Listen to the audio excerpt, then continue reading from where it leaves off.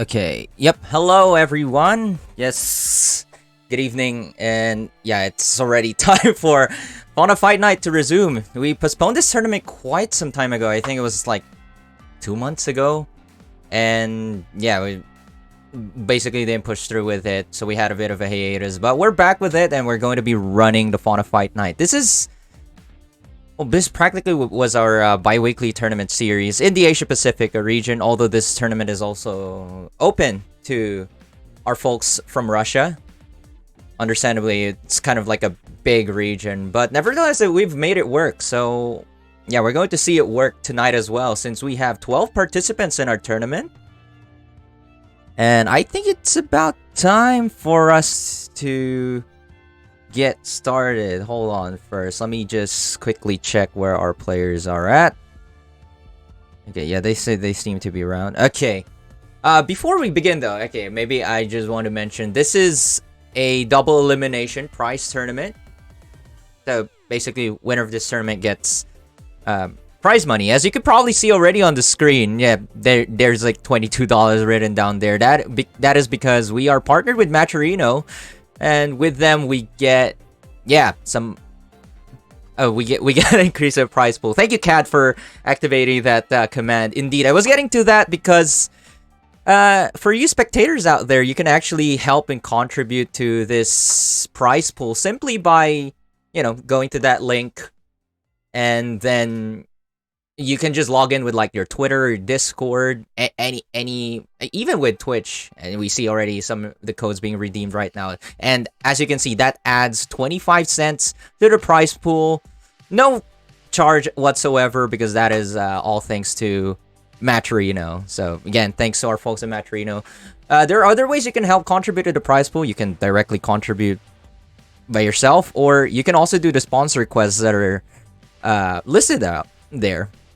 Yeah, so yeah, it's great. We finally have codes. Our partnership actually upgraded, that's not the word, with Matcherino, because they mentioned that we've been running our tournaments well. So we get some money from them now. Okay.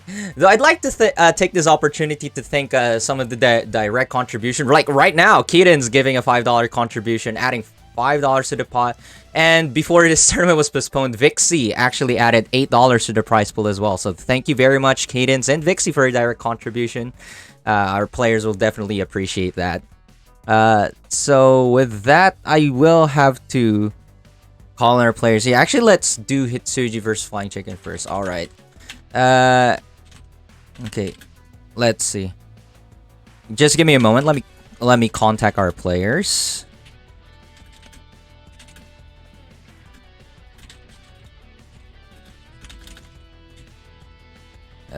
So yeah, actually, let's do Hitsuji versus FlyingChicken. Let's get you two on the shrine. Please give me. So yeah, Hitsuji, FlyingChicken. We got 12 players tonight, so that's a pretty decent size of a bracket compared to our usual, I have to say. Let me get rid of this Spotify music right now. I just realized I still had it on. Okay, so Hitsuji versus FlyingChicken. Actually, anyone can be player 1, but let's have Hitsuji as player 1. There we go. Right, both players are on the board. Let me just turn on the sound of the game first. I noticed or realized that the sound is not on. Yeah, there we go. Is the audio... Yeah, I reckon the audio's just fine. Okay, so Hitsuji versus FlyingChicken. This is going to be Paprika versus... I'm actually not sure which character FlyingChicken will be playing for us tonight. FlyingChicken is known to be an Arizona main, but they did play Shanty in the Lambs, and they actually dominated in the Lambs tournament that they participated in with a Shanty. So that is a possibility, but we're going to be seeing Arizona tonight. Right, so here we go. Round 1. Fight. So yeah, a lot of this fight will be working around the ground, and you can see already there Hitsuji catching FlyingChicken's attempt on the stomp. Already put FlyingChicken to the corner. That's a 2C hit. Unfortunately, wasn't able to convert, and FlyingChicken finds an opening. Doesn't convert, but catches the backdash with the stomp. Off to a decent start, but you have to go and try to get magic here as Arizona. That is not going to be a good thing, but Hitsuji challenges that. Very, very dangerous to challenge. Or rather, not really dangerous per se, but scary to try to challenge Arizona because she can frame trap you. So long as she has magic, since she gets armor. Good backdash by Hitsuji there, catching FlyingChicken's attempt at the 5A. Whiffing completely thanks to the invulnerable frames. Alright, here we go. A little bit of hopping. It's a bit scary, more so especially I seeing FlyingChicken short hopping a lot. And that 2C whiff is actually gonna get a huge punish from Hitsuji. And there we go, takes first round. FlyingChicken does have level 2 on board, so can easily take the round here so long as he gets a nice hit. That 6A could have been that hit, but wasn't able to convert off of that. Jumps away from the command grab, very good. Usually that's how you want to deal with the command grab. Or at least try to OS off of it. Try to up back. To the corner. Instant blocks that first 5A. I'm not sure if that was intentional.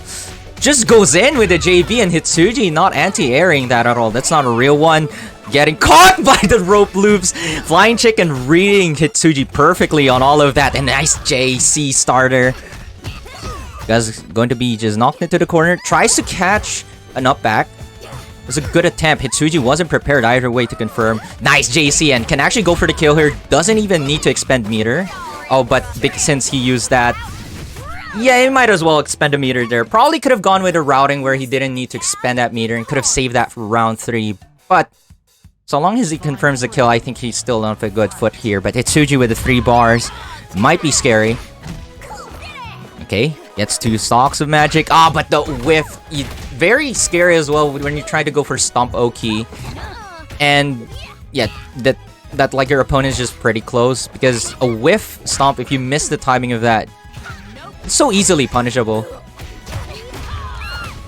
Oh, that was a bit iffy, but manages to convert that weird side switch.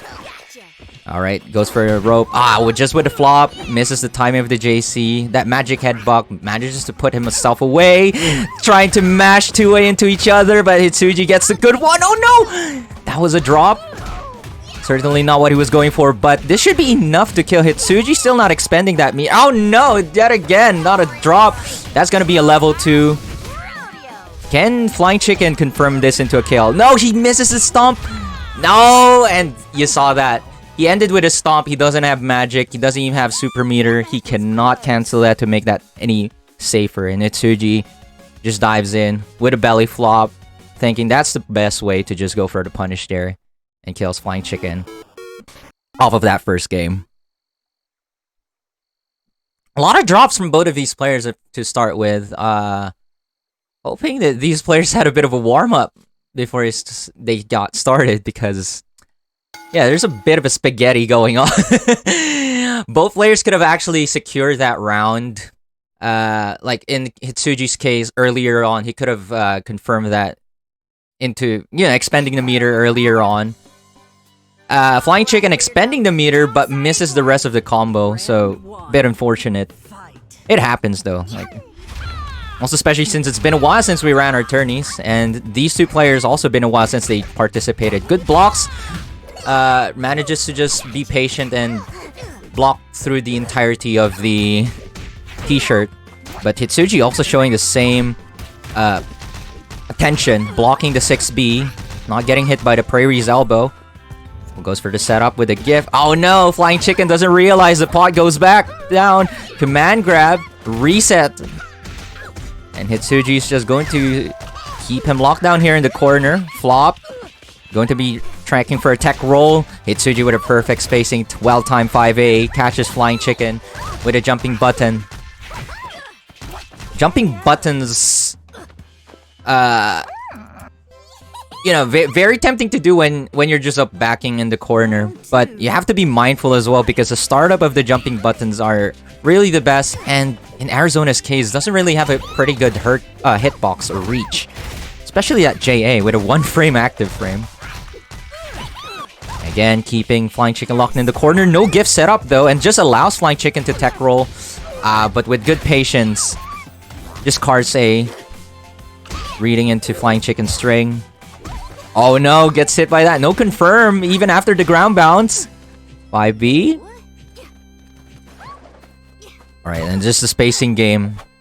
That trade worked in FlyingChicken's favor, but not for long, because he got locked down into the corner yet again, and Hitsuji this time securing the match with full confidence, and that is it.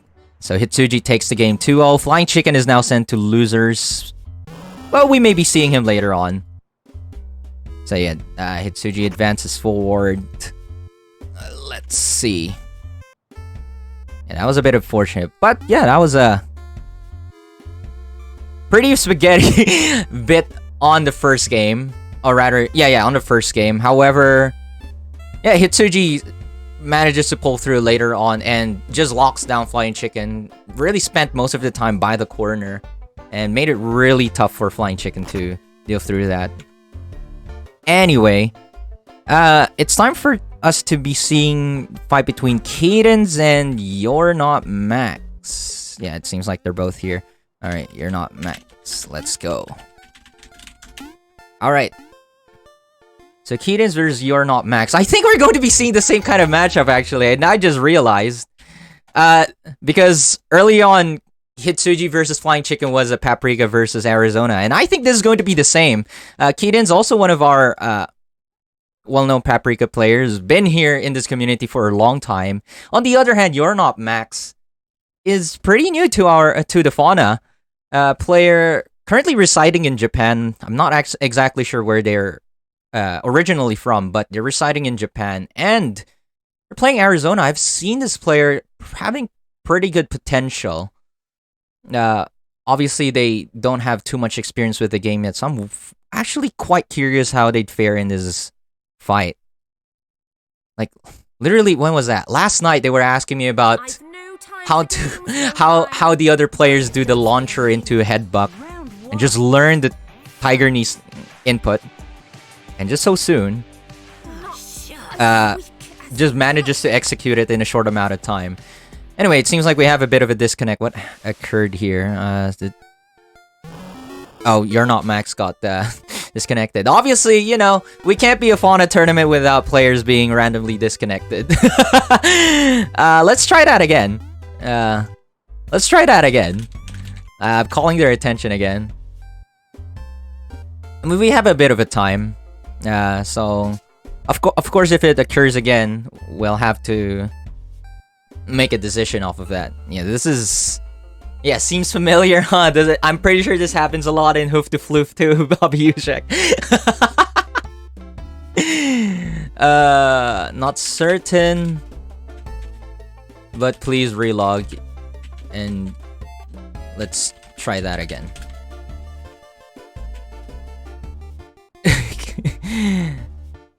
Alright, a little bit of back and forth here. SKYIE-FYIRE just literally waiting for her game to occur. So, let's have some news on the other parts of the bracket. By the way, you can check the bracket yourselves by typing !bracket in the chat. Actually, let me just go ahead and do that for you guys, so you don't have to type that. Though you can just do this again later if you just like, oh, I want to close the tab. Anyway, a bit of a news, and I'll be updating the scores as well. So, Ango versus Feli, Oleander ended in Feli's win. That means Feli should be fighting Tailnic right now. Let me call their attention. And Enrico actually won against Kama. Enrico making a comeback. It's been a long while since we've seen Enrico participate in our events. Some personal stuff related to that. However, it's nice to see them coming back and defeating Kama 2-0. So I'm wondering how that goes on later. So anyway, I'll call their attention. SKYIE-FYIRE and Enrico should be fighting. So SKYIE-FYIRE versus Enrico. If we have players right now who are listening to this stream, I'd like to remind you guys that if anything occurs that requires the TO's attention, please inform us on the Discord server in the tournament chat so that we can, you know, deal with that. Because we wouldn't know if there's any issues if you don't inform us. And the best way to let us know is on Discord, because it's hard to keep track of the chat on Twitch and in game all at the same time. Anyway, where is urnotmax? Excuse me? urnotmax is still not here. Wait. Oh, there we go. They are on the way. Okay, so Kheydinss versus urnotmax. Let's start. Please? Can we please start? Alright, there you go. They seem to be lined up. So yet again, we'll be seeing these players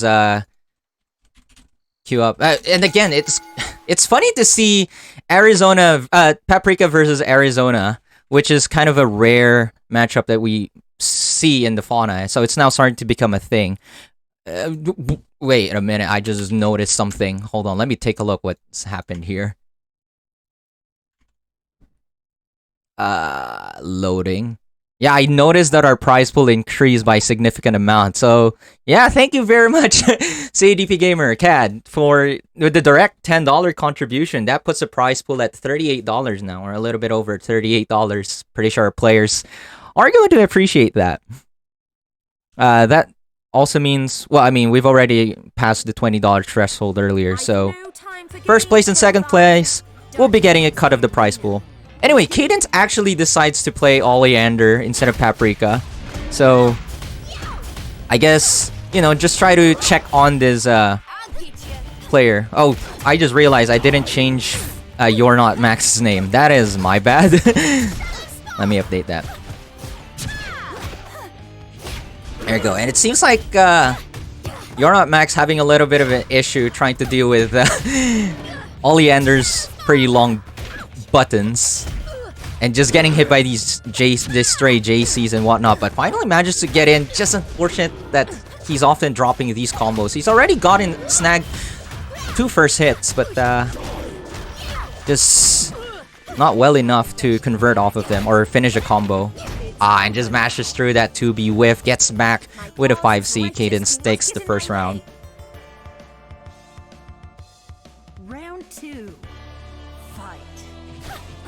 Oh, interesting backdashes for the start of the round, but a little bit hasty jumping in there, and Kheydinss just knocks him away. And now hugging the corner. Oh, a little bit too long reading there, but urnotmax missing the punish and actually gets grabbed himself instead. Oh, that was a bit of a drop. Did not want to 6B right there. Oh, now you can take your turn here. Oh, good mash out by Kheydinss. Oh, but that launcher doesn't connect. But so does that. And yeah, you should just go for the kill there. There's no need to be fancy with some combos. So Kheydinss, yeah, takes the first game. I think practically, yeah, this would just require quite the experience in order to deal with or handle through, because it's hard to fight neutral with Oleander if you don't have the experience, and dealing with her block strings as well. If you don't know where they go to, I mean, this is applicable to any character, but I feel like a lot of players really struggle fighting against Oleander's block strings because of, you know, her buttons are generally longer, or at least disjointed. So trying to mash through some of them when Oleander's just in the right range just usually ends up with you getting counter hit. So we are probably going to be seeing this a lot. One very important thing you'll have to learn is, you know, just figure out where her buttons go through. Learning how to instant block is going to help you along the way as well. Speaking of that, manages to get an instant block. I like that urnotmax is already showing signs of knowing how to dash block, despite being a completely beginner player. Like, as far as I've heard, or at least from what he's mentioned, this is his first fighting game. And they only have like about 50 hours, or probably less in this game. So already exhibiting that habit is pretty good. But obviously that's going to be really hard to be enough if you're fighting an experienced player such as Kheydinss. Very long time player in TFH already. I think even before I knew this game existed, Kheydinss already played this game. Oh, tries to throw that spark now. That is a punish, but again, urnotmax is just often dropping these combos. He's going to skip through into the stomp so soon. That 5C counter hit, no conversion. So yeah, definitely, he's getting some of the good hits, but he's just not able to finish it quite well. And it looks like Kheydinss is also just deciding to mash through it, because he's noticing that urnotmax is not really able to finish through his combos, just missing the timing. So might as well just press it. Just throws him out of the corner, but goes back in anyway. And yeah, I think that's gonna be it too for urnotmax. Oh, just drops it there though. Oh no! urnotmax actually getting the 5A, but I think he wasn't quite sure exactly what to do there anymore. So yeah, Kheydinss snags that game, and yeah, looks like they'll be pushing through, advancing to this, and urnotmax, maybe we'll be seeing making some advancements in the loser side of the bracket. Yeah, anyway, let me update that in the bracket. So yeah, that means wait, Jive and Hitsuji are already playing, right? Oh no, not they haven't yet. Okay, I'll let. Oh wait, I think I called the wrong matches. Did they start fighting already? Shoot, I think I called the wrong matches. Let me see if they started fighting. Yeah, they didn't. Yeah, I called the wrong matches, but thankfully they're more attentive. Yes. Thank you. Let's have Jive versus Kheydinss off stream. Jive versus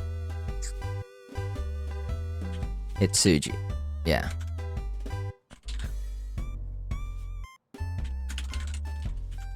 Okay, so I think we'll be having Tailnic versus Feli on Shrine now.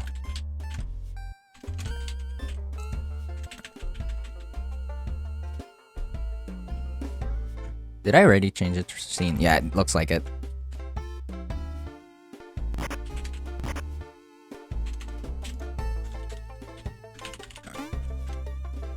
Okay, I just called their attentions on Discord.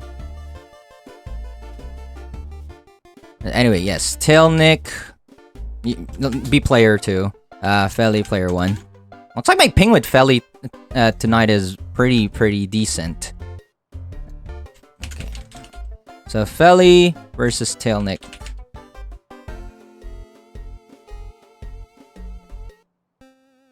Okay, and this is we're already in round 2. Oh, and they have decent ping with each other. That's nice to see. Anyway, this is... Well, actually, they're both from Taiwan, so I guess that makes sense. These both are Taiwanese players. I'm not sure if we have more Taiwanese players other than these two. I might be forgetting some people, unfortunately. But yeah, Feli Oleander, our recent LAM graduate. With you know, you could probably figure out which character they play. It's definitely Velvet. Yeah, it's Oleander. And using the Feli palette as well. Tailnic, on the other hand... Probably already a well-known player outside of Asia even, being, you know, one of our strongest players of all time. Like, he's been playing this game for a very long time. But funnily enough, he gets frame trapped by a launcher. You know, we get fooled by some of the funniest things. Okay, unfortunately, despite all the hits that Tailnic takes, he's still going to play mid-screen and try to reset Feli, but Feli's just gonna take no for an answer. Almost converts that. That's not the button he wanted though. He did not want to convert anti-air into 6B. Now he's gonna be having a bit of a trouble here. Yes, gets hit by the volcanic dash. Still playing the mid-screen game. Just raw V-dash as Hiroki, even after soft knockdown, and Tailnic secures that first round. He almost got killed there. Had Feli been able to convert off of that 6A, that anti-air, yeah, that would have been already the end for Tailnic on round 1. Normally, you want to convert that 6A into a 5C as Oleander. You could also try to be a bit more fancy and just jump cancel into J2C. Smite also works. Interesting teleport, but Tailnic just ignores that and just hits him through it. And just the V-dash yet again. Goes for the level 2. Will he go for the hard knockdown?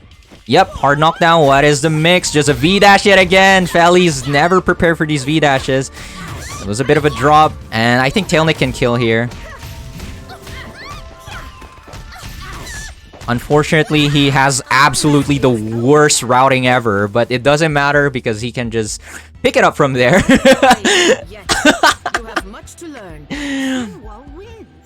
Right, so Volcanic Dash, probably one of the most hated moves in the Asian scene.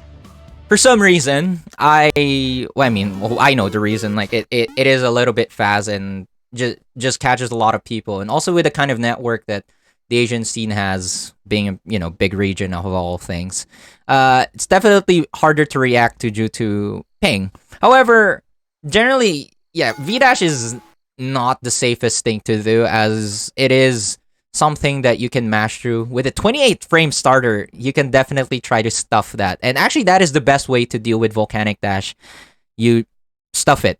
Obviously, it's a bit harder, or probably impossible if Tianhuo is doing it on a hard knockdown. Because, you know, if they do that on Oki on hard knockdown, it's perfectly timed in a way that you can't jab through it. But Oleander of all characters should be able to jab through it the best, due to for 5A, you know, just reaching pretty long. So yeah, basically you just want to jab through it. Alright, and finally converts this anti-air this time. Just knocks Tailnic away. Not even going for a pretty long combo. Catches him with a second smart. Nice anti-air. Good awareness, but drops a combo. And just jabs him anyway. Oh, but Tailnic's showing that he also can anti-air. Very important for Tianhuo to be able to do in this matchup, by the way. Like, despite that slow-ass anti-air, she's going to need to anti-air. That's not a hard knockdown. And even misses the Oki. But just keeps going for the hard knockdown. Just completely denying a Feli of meter. And just always abusing the fact that Feli's unable to respond to the Volcanic Dash. So Feli should already try to gather at this point that, you know, the Volcanic Dash is what Tailnic's trying to go for in order to catch you. So you'll be trying to react to that. And again, don't say that's an unreactable. It's 28 frame starter. Okay, but now push into the corner. Tries to reset. But Feli just jumps in with a JC and is a really hot one. Blue combo. We take those. J2C. Trade. Alright, good block, but not on that V-Dash though. Getting hit yet again. And Tailnic can go for a pretty long combo here, but decides to go for the hard knockdown. Jay, just with a JB. Wall stick. Mid-screen yet again. Oh, and this time, there you go! That's a soft knockdown. You can't really do Volcanic Dash safely if it's on a soft knockdown. That being said, there's a way you can try to utilize that, but just Tailnic, with little care given, goes in with a 6D into Ash, Feli getting caught by it, and Tailnic secures a win for that one. So Feli is now on the loser side of the bracket. Tailnic shall be advancing fourth. So yeah, at least we did see Feli start to be able to respond to the Volcanic Dash. Basically, that's really what you just have to do when you're waiting for Volcanic Dash. Obviously, there are strings where Volcanic Dash is safe-ish, or like you can't really deal with much of it. Again, though, like there are, it's like mostly in hard knockdown situations. But when you're blocking through it, you can just jab it. 5A. Anyway, it's time for us to continue. It's time for the fight between, yeah, SKYIE-FYIRE versus Enrico. So again, nice to see Enrico being coming back. It's been a long while since he's participated in our events. So, wonder how he's holding up. He managed to win 2-0 against Kama, who had been playing practically almost every day for the longest of time. So it seems like Enrico managed to pull either managed to pull a fast one on whatchamacallit, managed to pull a fast one on Kama, or, you know, he's just still solid as before.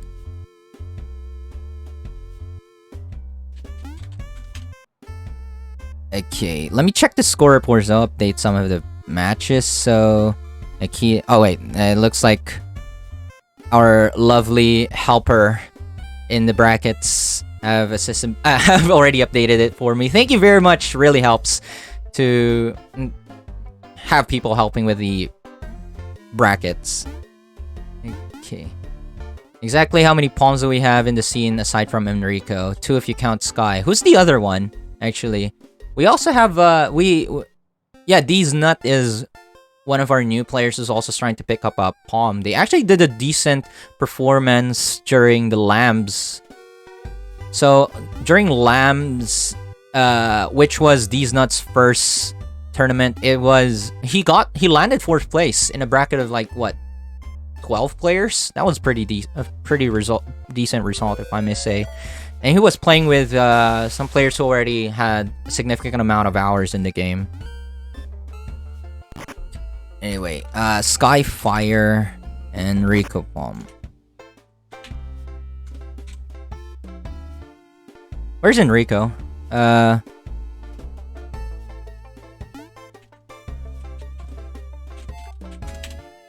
Alright. We're running the timer already for Enrico. But, yeah, he's very aware of this. He's changing internet. Okay. Interesting.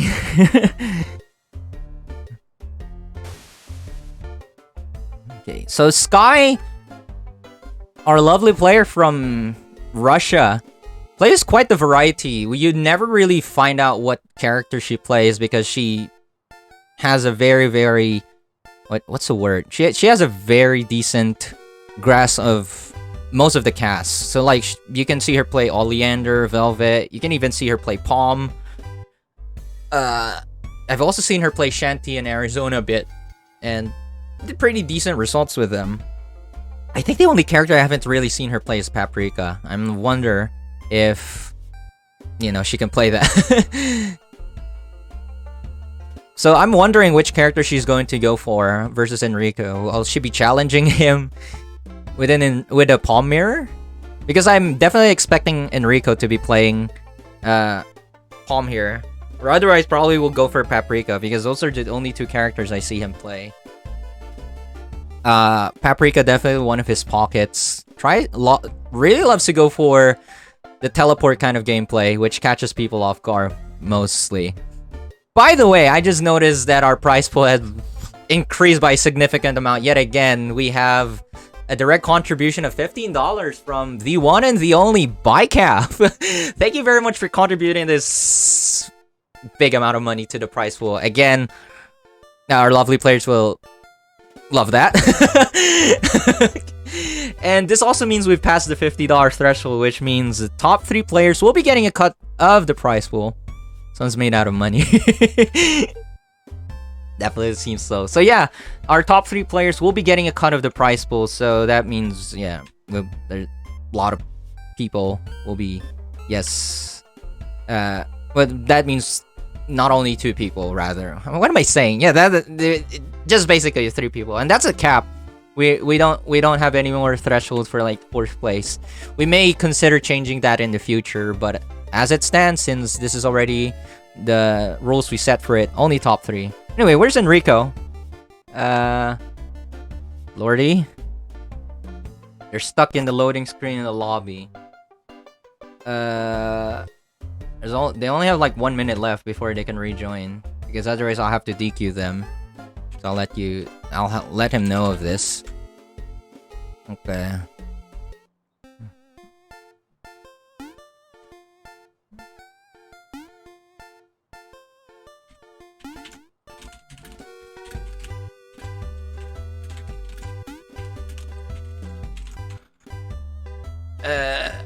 Yeah, they're trying to connect. We'll wait a little bit more, and if they fail to connect, yeah, I'll have to unfortunately DQ them. Which sucks because he's just gotten back. Like, he's gotten back to just participating in tournaments, and he won his first game, which we didn't get to see, because it was off stream, and for them to be to get DQ'd here. You only have 1 minute left, my boy.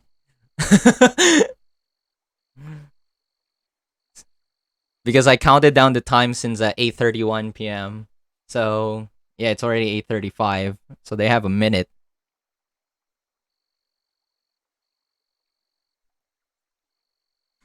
Yeah, anyway, how's everyone doing? I see Zale here, like one of the strong Oleander players from NA. We have And of course, our folks around here in the Fauna checking out the stream as well. We have Bike Calf, who just contributed a bit earlier.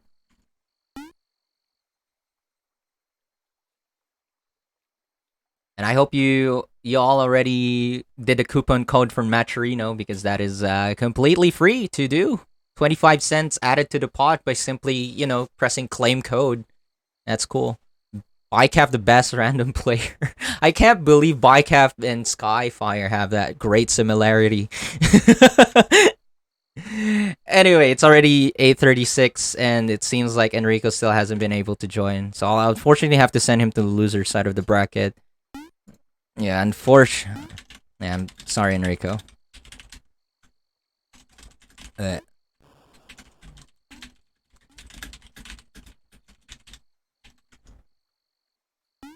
Since he failed to reconnect. So yeah, Sky, yeah, wins this one, unfortunately. But if Enrico can manage to work on his connection, he can have his match with urnotmax. Okay. Okay.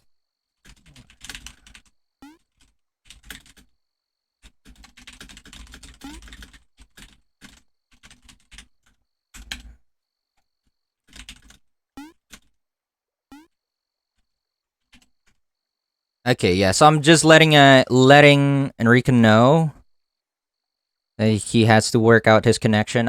He still has kind of a chance to work it out and do it in the loser side of the bracket.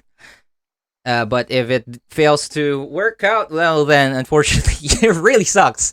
But it is what it is. We can't wait for everyone forever. So show must go on.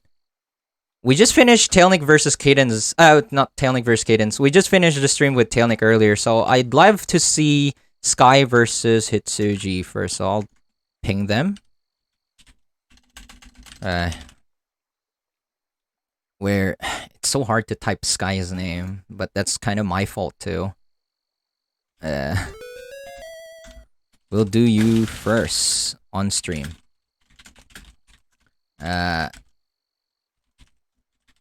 And I'm telling Tailnic and Kheydinss to stand by. Right. Okay. So yeah, it looks like Sky's already on queue. Hitsuji, player 1. Stand by.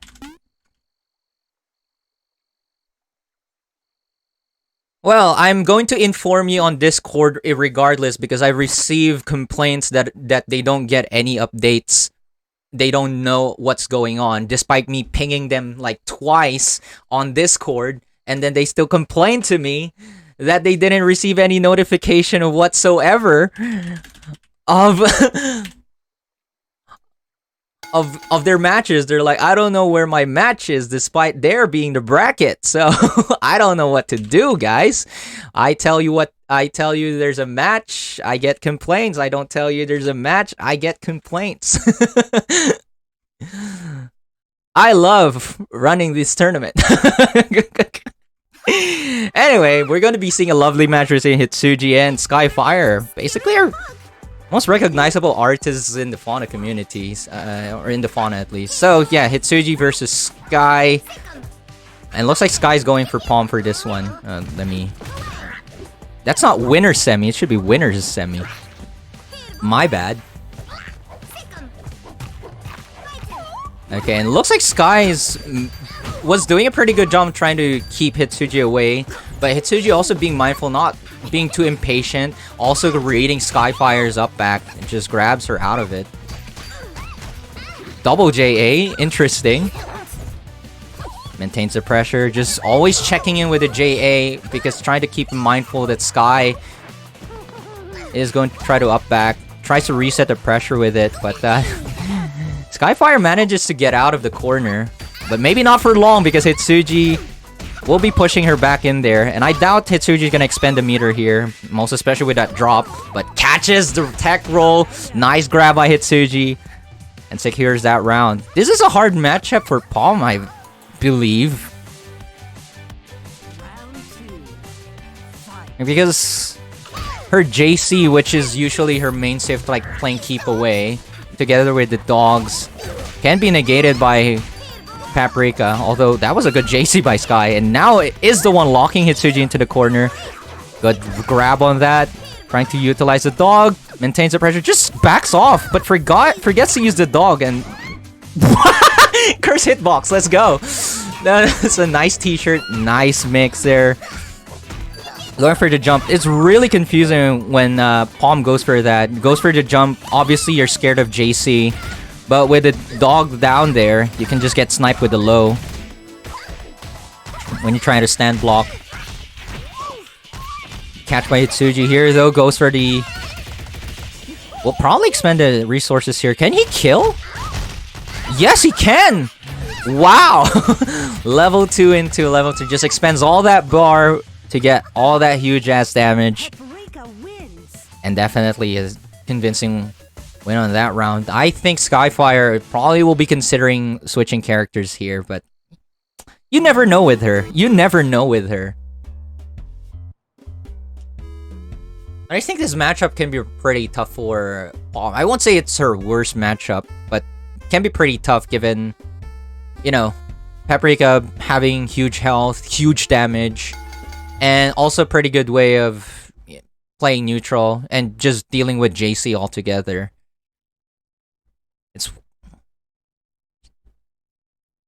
I think a good call for Sky here would be to play Velvet. And, you know, we've seen her Velvet before, has been the bane of our Paprika player's existence here. But no, she's going to be pushing through with Palm. Maybe show us that she does have stuff with Palm on how to deal with this. Oh, that JC could have been smacked off, but Hitsuji a little bit too pushing forward with that. Just cancels that cart B thanks to the hit on the dog and hops over Sky. Nice read on the roll. Doesn't really punish her, and good anti-air by Sky. Just a 5A. Nice mix. Never expect a Palm to do a low with a 5A. Using the dog to try to keep Hitsuji into blocking. And there you go, Hitsuji finally losing a bit of patience and gets punished for that. Mama Dog doesn't like impatient ungulates. Looks like Sky is indeed already making the adjustments here. Just not trying to be too fancy with her mixes by, you know, doing the hop over. Just a simple 5A already sufficing earlier. Looks like Hitsuji is also just going to go for the simple mixes. Just with a short hop JC. And is already very, very painful. Nice catch on the tech roll, but doesn't confirm off of the 5A. Yeah, I don't think jumping towards Palm is the way you want to deal with that. Nice jump over. Makes that card A whiff altogether. You have the dogs, but Hitsuji doesn't care and card beats all through that. SKYIE-FYIRE a little bit too confident with her dog's protection. Wasn't quite enough. Good cart B call there by Hitsuji. Push block. And the right call, just waiting for that air dash to come in. Smacks it off, stuffs it with a 5B. And now Sky's going to be locked down here. Hard knockdown. Oh no. Going to level 2. Or might actually expend it. Yeah. Going to expend all the bar. You don't really have to be scared here because Sky's already maxed out with a meter. So you're not worried about giving her too much meter already. You can't get more than 3. But nice. Awareness of the amount of health there. That command grab being enough for Hitsuji to actually get a kill on SKYIE-FYIRE. Nice few touch game here. As I've said, Paprika does a lot of damage. It does a lot of damage. So Hitsuji will be advancing forward. SKYIE-FYIRE will be in the loser side of the bracket this time. And we're going to be continuing on with the other winner semi, which is between Tailnic and Kheydinss. So let's have Kheydinss on P1 versus Tailnic. Just gonna call their attention right now. on stream. Let's go. It is time.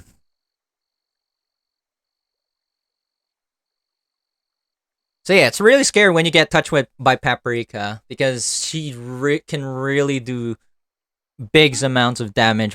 And you know, she's got really good routing.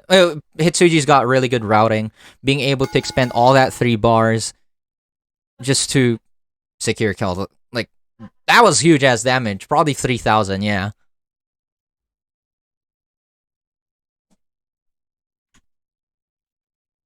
Anyway, Kheydinns on player 1 for this Paprika versus Tianhuo. I'm expecting Kheydinns actually gonna go for Paprika this time, not the Oleander we last saw. And yes, this is their main. Tailnic going with the classic palette. And not the lilac palette this time. Irregardless, Kheydinns is a bit more of a patient type of Paprika in comparison to Hitsuji's playstyle, which Hitsuji focuses more on just carrying you to the corner, setting up, what should we call this? Setting up gifts, and just going for resets or reset setups whenever possible. Kheydinns, on the other hand, plays a bit more reserved, which I would think would work very well against a very aggressive player such as Tailnic, but, you know, there's a lot of things to take into account here. Because Tailnic is also hyper aware of flop, so he's just being careful with that as well. See, with that, selecting JB instead of JC when trying to dive in. With every lesson comes understanding. So yeah, neutral in this matchup is Paprika. Kinda sucks, I'm going to say. It kinda sucks for Paprika. And I don't think the best way to respond to jump-ins by Tianhuo is by jumping as well. Usually you end up getting stuck in a block stun in the air, and you know, it just makes it a little bit more complicated for you to figure out what Tianhuo is going to be doing. Oh, just a 2C gets a knockdown. Yeah, every time Kheydinns jumps, they just lose whatchamacallit. Tailnic is becoming aware that they lose access to flop. And that's usually the time that Tailnic just goes in. Like the very moment Kheydinns goes for the jump. Obviously, you know, Kheydinns could be charging flop while they're in the air. But it's all about the timing as well. Look at that. Goes back in. It just catches with the low, unfortunately, and that's going to be a kill. Makes a combo much longer than it should have been, but you know, that's what Tailnic is known for. Tianhuo wins. Okay. So that's the first game. Tailnic takes that one.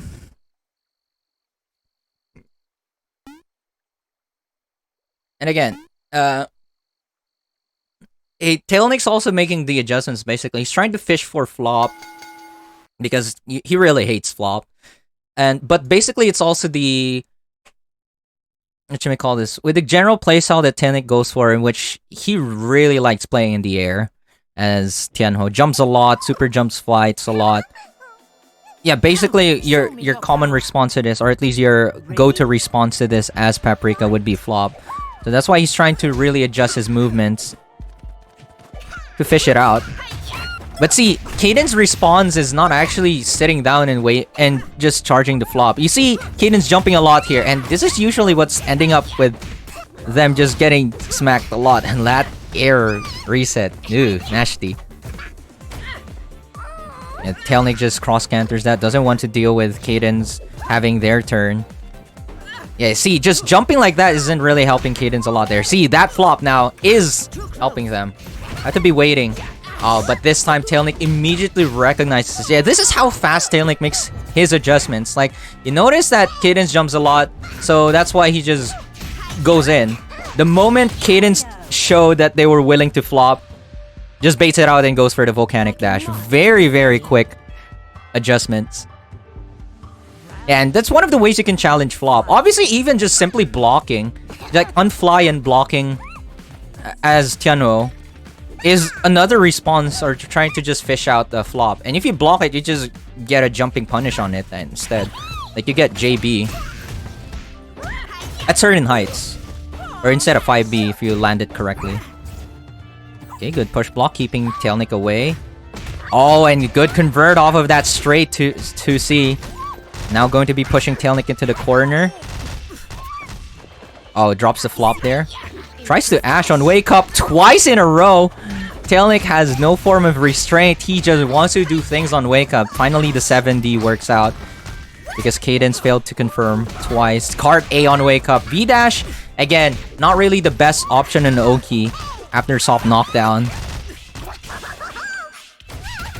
Should be expending the meter here for level 2 to go for the kill, but Kheydinss is a little bit too scared, but that little bit of shimmy waiting for Tailnic to do something. Ended up Tailnic getting hit by an extremely delayed 5A, which works out. Takes a round of that, and Tailnic again just waiting for the flop. Going to be getting into level 2 here. Might go for the hard knockdown. Yep, hard knockdown. Watch the schmicks. 2A into V-Dash. This V-Dash again. You should be able to punish that. Misses the timing, but the flop is going to get a reversal. Nice call out in the 7D, but no conversion. So be careful. V-Dash is on deck. Yeah, Tailnic's just trying to evade, checking if Kheydinss is going for the flop yet again. Good patience by Tailnic there. Had he decided to try to punish Kheydinns' card C there, would have been counter hit by the cinnamon roll.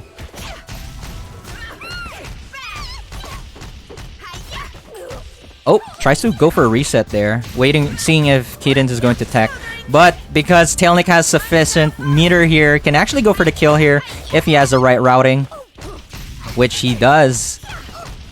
Yeah, there you go. Tailnic secures that. Kheydinss definitely making some calls already there. Seeing how Tailnic can be pretty impatient on his wake up. But just unfortunately wasn't able to confirm with a lot of those punishes, so couldn't really fully capitalize on the situations. So yeah, manages to take one game. That's pretty good, as it is. Okay. But anyway, what's happening now on the loser side of the bracket? Have we score updates?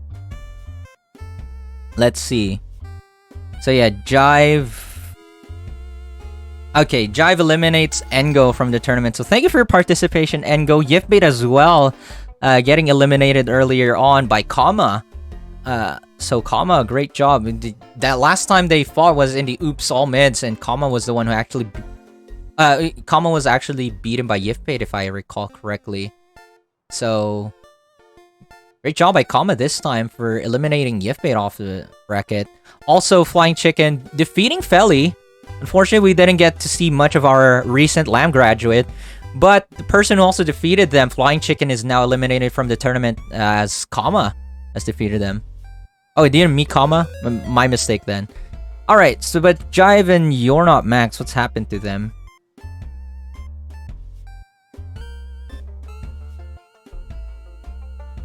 Wait. Update.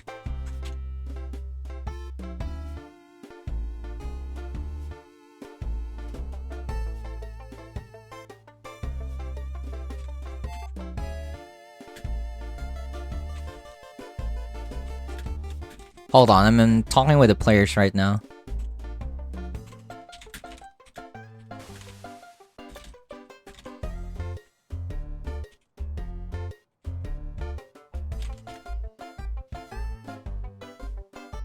Okay.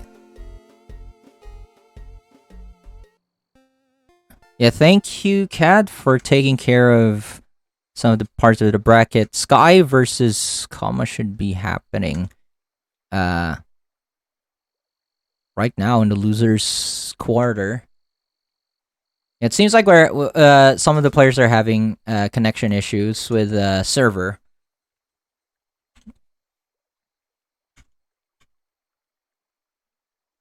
So yeah, let's see. Sky, where is Sky? Yeah, I'm just gonna form them, or maybe they're doing their match already.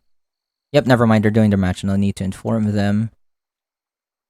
Kheydinss is just going to be waiting to see whomever wins between Jive and urnotmax. So we'll hear news from that later. And meanwhile, I think it's time for us to get to the winners final. And then later we'll find out who are the players for loser semi. It might take a while before we get there. But this is first to 3. So winners finals first to 3. Tailnic versus hitsuji. Oh boy. Hitsuji's gonna love this. Though the last time they fought was in a Caffeine Crash, the last Caffeine Crash tournament. I didn't really get to see it all throughout, but if I remember correctly, Hitsuji managed to beat Tailnic in that tournament. So, you know, maybe we're gonna see that happen again tonight. Hitsuji doesn't have the best record against Tailnic. Nobody does. I mean, everyone here doesn't really have the best record against Tailnic in the Fauna. But maybe in light of the recent events, Hitsuji may be getting the better one for tonight. So, let's have Hitsuji versus Tailnic. Let me call their attention. Hitsuji, Tailnic. First to 3 on Shrine. Winners final. Again, for y'all spectators, you can check the bracket by typing !bracket. Also, if you haven't done, we have the Matrino as well, which you can add 25 cents to the pot by just claiming the coupon code. Free of charge. No problema whatsoever. Okay, so here we are. Hitsuji versus Tailnic. Hitsuji's favorite matchup. It really loves Paprika versus Tianhuo. Okay. Come, show me your power. Alright, so yet again, Paprika versus Tianhuo. Oops, I didn't reset the score. Did not worry about that. But Hitsuji off to a good start, already getting a good hit off of Tailnic. And a nice confirm. Knocks him into the corner with the broccoli setup. And Tailnic just mashes 5A. Just wants to get rid of the fruit as soon as possible. Or in this case, it was a vegetable. And Hitsuji wasn't able to capitalize on that. Probably wasn't expecting Tailnic to do that altogether. Nice volcanic dash by Tailnic. Good read into checking Hitsuji trying to dash in forward. And the JC. Hitsuji just wasn't sure if it's going to be a cross-up or not. And in that scenario, you should actually be charging flop instead. And as soon as you see the JC, you react into a flop. Otherwise, if they just decide to descend, well, they can't really do much of that. Again, though, it's easier said than doing it. Like, obviously, in that situation, you responding like that is not so easy. But it's probably the best thing you can do as Paprika in that situation. Nice punish on that fly. Like, Tailnic just being way too comfortable flying in the sky. Oh no, but Hitsuji put himself in a very bad spot. Just decides to try to keep catching Tailnic in the air with the JA. And manages to put himself into the corner. Tailnic not being afraid to expend his bar into level 2 so soon. It's not really getting the most out of it. Hitsuji catches that at tempo and Ash. Tailnic probably hoping he was going to get a counter hit with a level 2 Ash, which would have been nice for him, but no. And Hitsuji manages to stall enough to burn Tailnic's level 2, which is pretty good. Throws the fruit, tries to keep Tailnic away.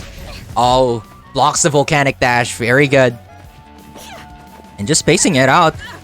Oh, but Tailnic is playing it probably just make sure that he's the one to get the turn, but not this time. On the ground, Hitsuji knows how to play it much better than Tailnic. But not a full convert off of that. Nice block on the V-dash and punishes that Ash attempt. Hitsuji being the one patient tonight. Oh, missed that confirm, but it's okay. Just punishes Tailnic's attempt on mashing on Wake Up. Counter hit. Doesn't need to expend a meter. Usually you actually should be wanting to expend a meter to go for the kill there, but you know, whether that was intentional or not, this is actually a much better situation for Hitsuji right now because, you know, he gets to keep all 3 bars. And we've seen what Hitsuji can do with all these 3 bars. Nice flop right there, counter hit. Just goes for 5A just to always check on Tailnic. Not trying to do something too committal. Ah, the flop was just a tad too late. Was that a flop though, or something else? Felt like that was a flop. But that's a fat JC counter hit. Going to go into a level 2? A little bit sus, in my opinion. It's not something I would love to go for. And Hitsuji just breaks free with the V-dash. With the cross canter. But Tailnic going for the V-dash. Mid-screen. Oh, waiting for it patiently. Tailnic expecting that wake-up super from Hitsuji, and we'll be killing Hitsuji because of that. Good punish. Tailnic takes the first game. A little bit back and forth there.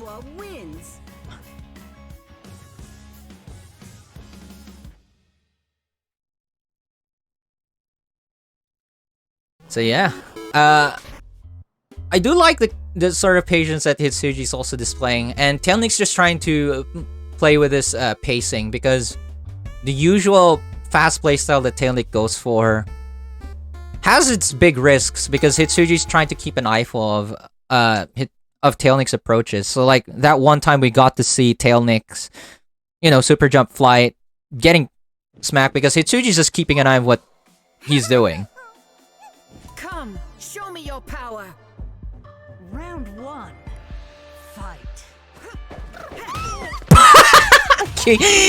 Now that's what we want to see, a teleport C, trying to punish someone from overextending.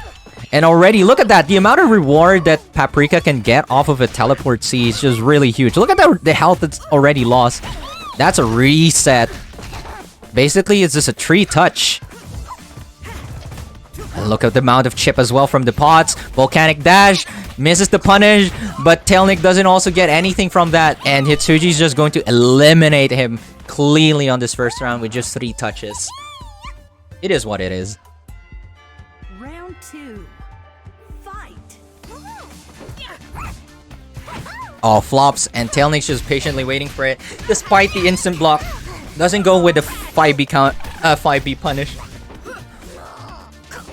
Oh no, Hitsuji also trying that again, the JB, rather the JA. Try to catch Tailnic off the air, not in the right height this time. Tailnic noticing that. As for the punch, 5C into Volcanic Dash. That one's a lot harder to respond to because of the block stun.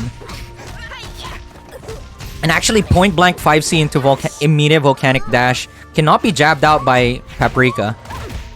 Good spacing by Hitsuji there. I have to be mindful there. Oh no. I mean, Tailnic's already got full meter, so might as well just go for the hard knockdown. Watch the schmicks. 2A into card C. You have to absolute guard that. Goes for the level 1 yet again. Hard knockdown. Probably a flop. Oh, no, just... Oh! Patient gameplay by Tailnic. Despite blocking the card C, continues to block because he sees Hitsuji's got level 1.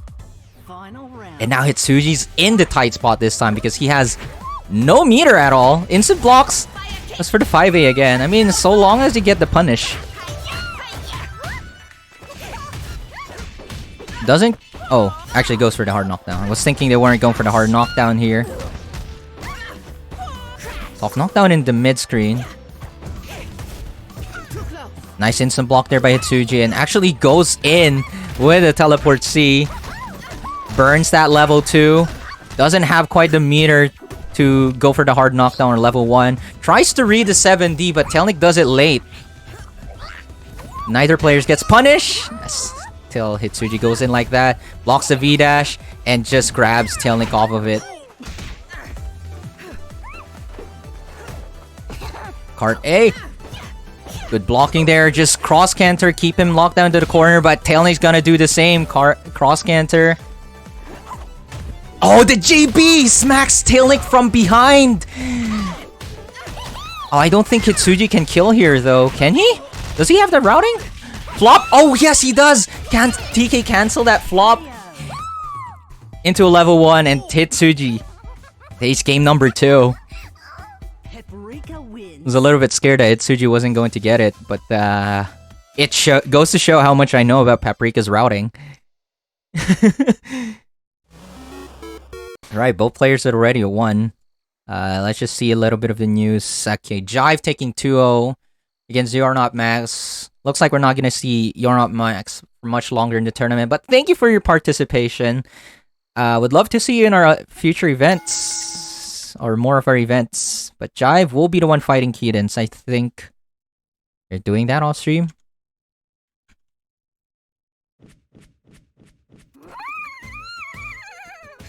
How dare you insult me? That was an insult, right? Ready? Fight! Alright, here we are, game number 3. Both players already at the game. Tailnic doesn't fully convert off of that. Could have gotten a little bit more of that. The JB counter hits, never seeing the end of it. Oh, just tries to JB. Checking if Tailnic is just going to 7D. Delay 7D again by Tailnic. And just wins the attrition against hitsuji. Oh no, the sneakiest. Which is it gonna be? Left, right. Hitsuji not charging his flop. And because Tailnic's been showing a really good amount of patience in the previous games, trying to check for flop. So hitsuji no longer charging the flop, has to keep this in mind. Oh, Tailnic just decides to disengage and just goes back in as soon as hitsuji decides to get out. Catches hitsuji on the card a whiff and takes the first round. You're not a warrior yet. You have much to learn. Round 2. Fight! He just backs off right again. Oh no, that 2B is extremely early, and actually you would want to do a 6A anti-air instead. Oh, just a little bit too high, and hitsuji pressing 5B there. Just gets him counter hit. Tailnic gonna go with a full combo. Is he going to... Yeah, he wants to always put and stack the possibility in the mid-screen. Just a 1D, but no conversion off of that JC hit. Just backs off. Hitsuji takes his chance to eat the broccoli. And just throws an apple there. Oh, trying to catch Tailnic off of it. Gets out of the hitbox of V-dash. Nice flop. Just trying to stagger, and Tailnic just decides, I want to back off. So 7D's out. Oh no! Just a flight cancels. Keep in mind, the flights, they're not safe. You can jab Tianhuo off of the flights. Like, if they're trying to flight in the middle of that kind of block string, definitely can jab off of them. But again, easier said than done. Tries to 6D that. Just out of range, unfortunately, so Tailnic doesn't get it. Oh, just supers. Expecting Tailnic to overcommit the pressure, but that's not the case. Tailnic, again, waiting very, very patiently. Tianhuo wins. So Tailnic takes game number 3.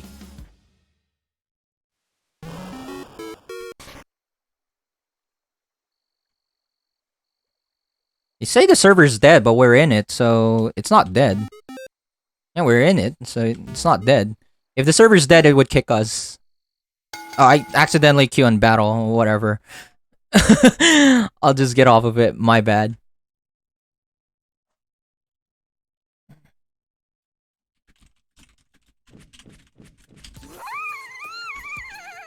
How dare you insult me? That was an insult, right? Ready? Fight! My bad, I failed to transition that soon.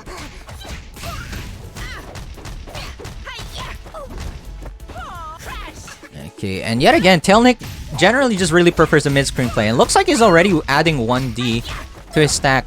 Tailnic never showing this before, actually, but seeing that a lot of players getting caught by this now, just goes for it a lot. And gets a perfect KO on hitsuji in that first round. That was perfect. Round 2. Fight!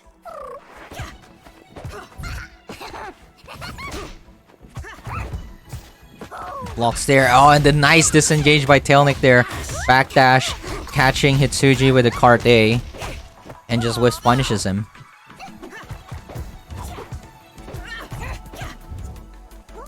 Yep, look at that. The approach that Tailnic is doing is always trying to, he's often trying to check if Hitsuji's going for a flop. And Hitsuji's realized this, that's why he's not using flop as much anymore. Yeah, look at that. Again, Tailnic just preferring to disengage. And we'll be working out more because of that. Just hit him with a JC. Good starter into level 2. But he already used a ground bound, so he doesn't get further than that. Nevertheless, opens him up yet again. Drops it because a little bit too early on the bash. But Tailnic's fine here. Even if this level 2 burns.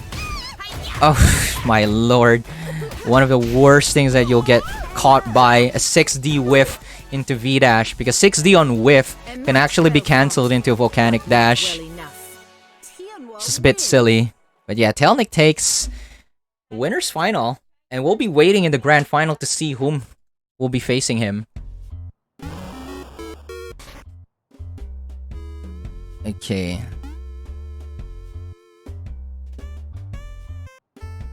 So anyway, what's happened? Jive versus Kheydinss is still not done?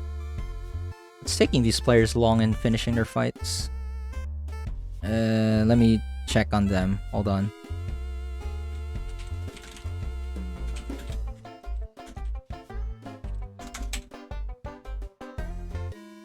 They tell me they're not yet done. Hold on. Alright, checking on our players right now to see where we are at right now, because we need to move to loser semi. But one match is still not done. Right now, waiting in the loser semi is SKYIE-FYIRE. Thank you for participation, comma. I think I already thanked them though.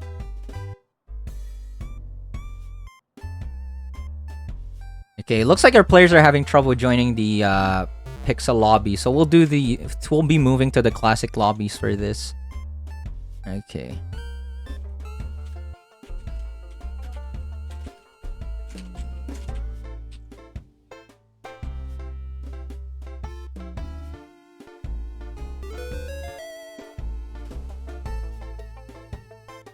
Most likely it's Steam being Steam. Probably. Well, if that's the case, then even the classic lobby is supposed to be iffy, no?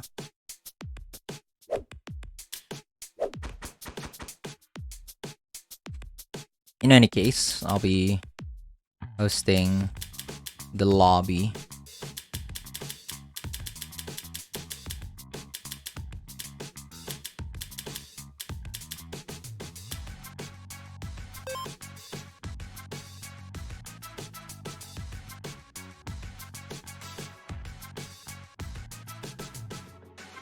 So yeah, I'm just gonna be waiting for them. Okay, so yeah, we're waiting on the fight between Jive. The result of the fight between Jive and Kheydinss.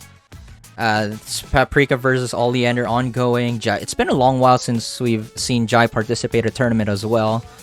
So it'd be nice to see him advance forward. Though, you know, it's going to matter on the result. Maybe Kheydinss is going to just deny Jive of any showing whatsoever, as Hitsuji already denied him before. So maybe Jive's not doing so well against Paprika. In any case, I'd like to take this chance once again to remind you all folks that, well, we already said the match rate a million times, but more of where we store our VODs. We do save our VODs here on Twitch as well by making them into highlights. However, we have a YouTube, and that's basically where... Is that the command? Yeah, that's the command. Okay. Yeah, we have our YouTube as well. That's where we save the VODs of our tournaments. So this tournament is also going to be archived in our YouTube channel. So go ahead and check that if you want to see our past tournaments. We've been archiving our events since last year. So you can be able, you'd be able to just watch them there again. I also try to put timestamps in most of the tournaments there, though I don't think I have timestamps for all of the tournaments yet, so it will help you navigate through it. Aside from that, yeah, we have Twitter as well, though we only mostly use that to post upcoming events and tournament results. Usually that's all the reason we use Twitter for at the moment. Anyway, it looks like Jive was the one who won versus Kheydinss. So yeah, thank you for your participation, Kheydinss. Yeah, that's a 2-0 in Jive's favor. Wow. Okay, so that means we'll be seeing Jive finally. It's been a long while, but it's Jive versus Sky. And I must admit, I'm not sure what the ping is of these players with each other. As we've had in the past, these two don't have the best connection with each other. Again, with the region being pretty big, this is kind of inevitable. But with the player base of TFH as a whole also being small, it's kind of hard to avoid. Anyway, loser semi. This is a 1st to 2. So we'll see how this goes. Sky actually deciding to pick Velvet, probably for the best, because even though Sky's been playing Palm isn't really the best character to use against Oleander. Not until she gets a hit or a knockdown on Oleander. But as for Velvet, yeah, she can do pretty decently against Oleander. Given usually the spaces where Oleander wants to be, Velvet can just deny her due to, you know, Velvet's nature of being a zoner, having the snowflake to catch full screen stuff, eruption as well, and just have overall better zoning capabilities because of zoning and icicles. Not to mention 5C. Look at that, already a little bit of struggle, but it looks like Jive manages to find a little bit of spacing. But Sky just playing hyper defensively. Nice snowflake there, just unable to convert off of it. However, yet again another snowflake catching Jive off something, but doesn't finish him quite yet. Wasn't sure if that was a drop, but reads the tech roll. Sky with incredible patience just hits Jive off of his mash attempt off of wake up after that tech roll. Dash in 5A. You do want to press forward as Oleander here. But the moment you see Velvet not really securing the space where you can read, Jive's just gonna take that. And again, hyper aggressive play, nice response to that. That covers the the magic eruption. And I don't think that setup in particular is specifically just to deny the magic eruption. But it's just overall an okay option. Like, even if Velvet tries to 6A there, unless it's a reversal, I don't think Velvet would have been fine there. Nice punish on that round start super. And Jive not in the best spot. Double Shatter C! And Jive's not going to be blocking all these overheads. Okay, and Jive's trying to decide to play patiently. That backdash wasn't the right call, but no problemo. Has the initiative with the icicles. Jive evades all of those projectiles with the teleport. But Sky also being mindful of where Jive is. And they say Velvet has no mixes. But then again, I think Jive is the one who set up the mix for himself. Has 2 bars. Can actually go for the kill here. Shatter C? No, just goes for the grab, actually. It's fine. There you go. That's an extremely delayed Shatter C in Velvet. Or rather, Jive will not be reacting to that one. Wow. I mean, what's the ping between these two? I don't know what the ping is between these two, because that's definitely a factor. Because who reacts to who doesn't react to Shatter C there? You know, it definitely has something to do with the ping. It's just inevitable. Shatter C is a lot stronger online. By the way, I'd love to thank Yifbait for the direct contribution of $8.10, adding to the prize pool. We're now at $61. And again, we have Matcherino on. You can claim a coupon code for absolutely free to add 25 cents to the prize pool. And it looks like Jive wants to get a bit of that cut because he's smacking SKYIE-FYIRE right into the corner relentlessly. And nice stagger pressure there, catching SKYIE-FYIRE with a BC mash. Oh! And SKYIE-FYIRE almost gets away from that. Oh, just backdashes away, doesn't want to deal with the chapter traps. But Jive will want to get in as long as he has that magic. There's that threat of him teleporting in, and SKYIE-FYIRE has to be prepared for that. Finally! Now back to business. Jive taking the first round. 2. Fight.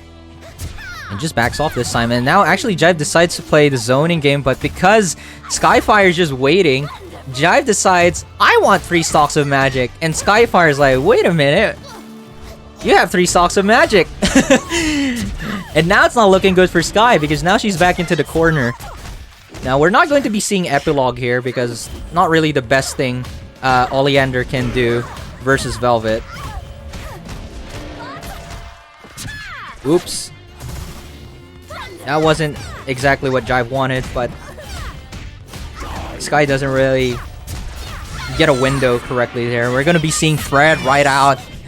Is Sky going to be able to block through this? Nope, she just gets hit by the teleport D in the face. Probably was trying to check for a cross-up because that is one of the threats that Oleander has with Fred out. Like, there's a potential for the cross-up with a 2-2B. But Jive decides to just go same side and go with the teleport D, hitting Sky off of just a raw teleport D. Not even a counter hit. Yeah, just as usually the case. It's really scary once Fred is out. Oleander has strong control of the neutral. Basically, neutral is you blocking versus Oleander.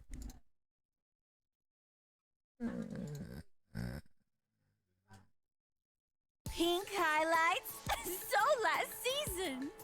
Pretty hair won't. Okay, here we are. It saves my world, right? Game number 3. Both players are already at 1 point each, so this will decide who advances. It's the eruption.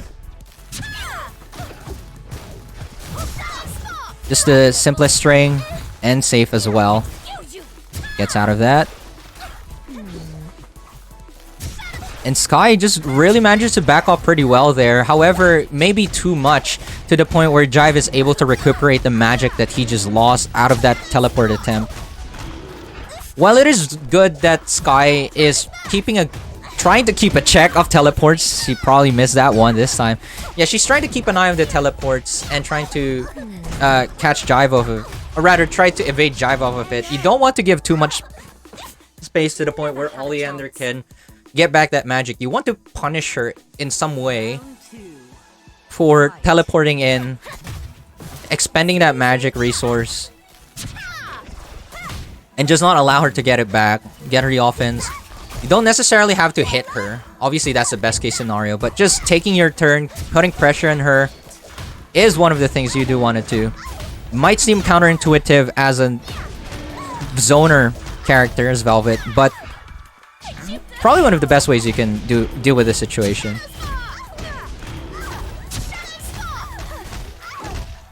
Right, not the best. Throws that chapter trap, trying to check if Sky was gonna go for something, but yet again the teleport in, and Fred is actually on deck. We see him yet again. This is the demonic nightmare for SKYIE-FYIRE. Sky tries to go for the raw super, but unfortunately it's just not fast enough. And Jive will be the one advancing to the losers final. Valiant effort there by SKYIE-FYIRE, but not quite enough. Jive is definitely going to be showing that he's not out of this arc yet. So yeah, that is it for Sky. Thank you very much for your participation. Strong showing, most especially winning the Oops All Mids like last week. But looks like our big boy is basically Tailnic, hitsuji, Jive going to be taking the top 3 spots, and we're going to find out the proper positioning of these 3 players after this losers final. Jive just waiting for the next person, hitsuji, to join in the lobby, probably waiting for me to call his attention, so I'll be doing just that now. Losers final, first to 3. We're doing classic lobby now because some issues happened with Pixel Lobby servers or whatnot. Okay. Yeah, Tsuji's in already. Even before I noticed. So anyway, it looks like he's in. Captain Fluffy Butt. That is a wonderful name. You know, I already noticed that, but I already noticed Jive's name wasn't Jive on Steam, but I just only decided to read it properly now, what the actual name was. Slow works too. Okay. But yeah, here we are, losers final. Keep in mind, this is kind of like a run back, though we didn't get to see it on stream. Hitsuji was the one who kicked Jive to the losers bracket, so Jive's actually doing a wonderful job after losing to Hitsuji, manages to get to top 3 and having this run back with Hitsuji. Oh, but catches Jive with a low. Yeah, you generally do not want to be push blocking cart A, because after cart A, you should actually... and if you... what's the word? Yeah, if you instant block cart A properly, the last few hits, you can actually get a free up back. Well, it's not completely free per se, but like, you would be safe from command grab or 2A, so long as you're able to instant block cart A. Anyway, good decision there by Jive to expend his meter to secure the kill, because just Paprika in general is a very volatile character. Like, you may have such a huge life lead, but like, she has such capability because of her damage output to just get a comeback, even without resources, and most especially with Hitsuji's playstyle. Hitsuji has a lot of reset setups. Oh no, he crouches the exact moment Jive goes for the overhead. You hate to see that happen.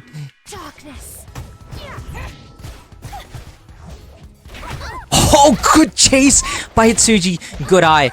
Keep in mind that Oleander's reads, it's like an eternity long of recovery. So you do want to try to punish that with the best way you could, and Hitsuji actually did it with a card C, and with the best reward off of that, that flop is going to secure the kill. Hitsuji having the good amount of meter, Jive a little bit away before getting that Fred out. So Hitsuji might actually want to adjust the playstyle here a bit, like to make sure he denies Jive a little bit of meter, but I guess after Jive gets this first hit, that is not going to be happening. Just eats that fruit right there. Catches with a 6B, but Jive doesn't confirm off of that. Nice instant blocks by Hitsuji there. Oh, and there he goes. Jive just mashes out.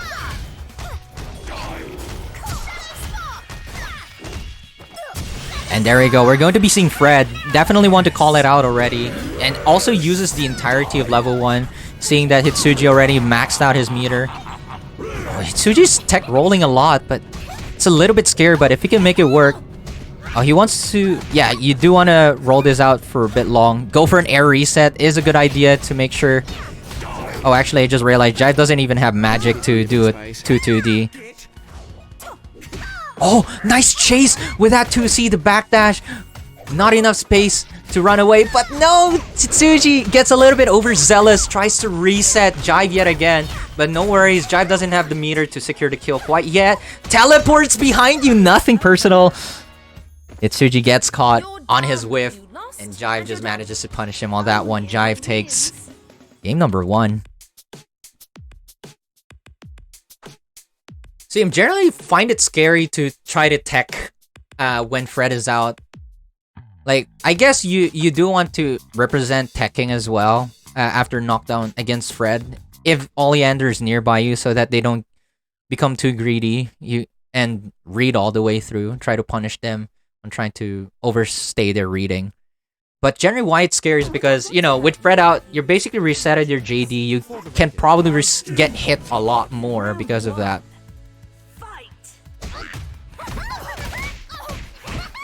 Alright, good start for Hitsuji right here. Goes for the reset, catches Jive. That was a counter hit. So Jive was actually trying to mash through. Good ODG as well. Now catches him not teching. That JC was so meaty. And yeah, Jive just tried to mash through out of that. Yet again, Hitsuji's having none of it. And just catches the right timing off of that tech. Hitsuji with a very convincing round 1. Perfect in every single way off of that. Like, just really punish Jive for being too impatient, mashing on wake up. But this time, Jive with a well-timed 5C round start. Smacks hitsuji. We're going to see the reverse of the situation earlier. No confirm off of that. Nice staggers. You might wanna... Oh no! Jive just rebeats into 6A. And catching hitsuji trying to mash. Oh, but hitsuji with a well-timed teleport catching Jive off guard. Reset attempt! But reads that teleport D as well. Or at least makes it safe to respond to teleport D. Flop. That was supposed to be hard knockdown, but wasn't timed enough. Okay. Both of them expending the cross canter, making sure to pressure in the corner, and the well-timed Jive presses 2B. Probably trying to check if hitsuji was going to... What's the word? Short hop. But hitsuji just... How to put this? Put way big of a gap in his box ring right there. And I like that Jive is... How to put this? Comfortable expending his meter. Not just being too greedy in it, just saving it all the time for level 2. Good awareness by hitsuji, not overextending because of the epilogue. Cross canter. In the mid screen. That is actually favorable to Oleander. Oh, the flop! Catches Jive not properly timing his 2A. It's a 2B to catch Jive off something. Ah, that launcher not in range to keep Jive in a block string. Teleport? Oh, catches him with the JB. The 6A was a bit too late. Or at least he didn't have enough time for that. Oh no. Suji could have ended that actually. Oh! Jive perfectly timed that overhead. Really one of the best spots to do that when your opponent's about to land. Just blocking it. Oh, but not that cross up. Yes, that is one of the biggest threats of Red out. Oleander can do that teleport and just do a cross up on you. It's practically a 50-50 when she's just in your face. Okay, again, this is a first to 3. Hitsuji's not out for the count yet. But this seems like a chance for Jive to actually get the run back, and even his revenge will be twofold, kicking hitsuji off the tournament.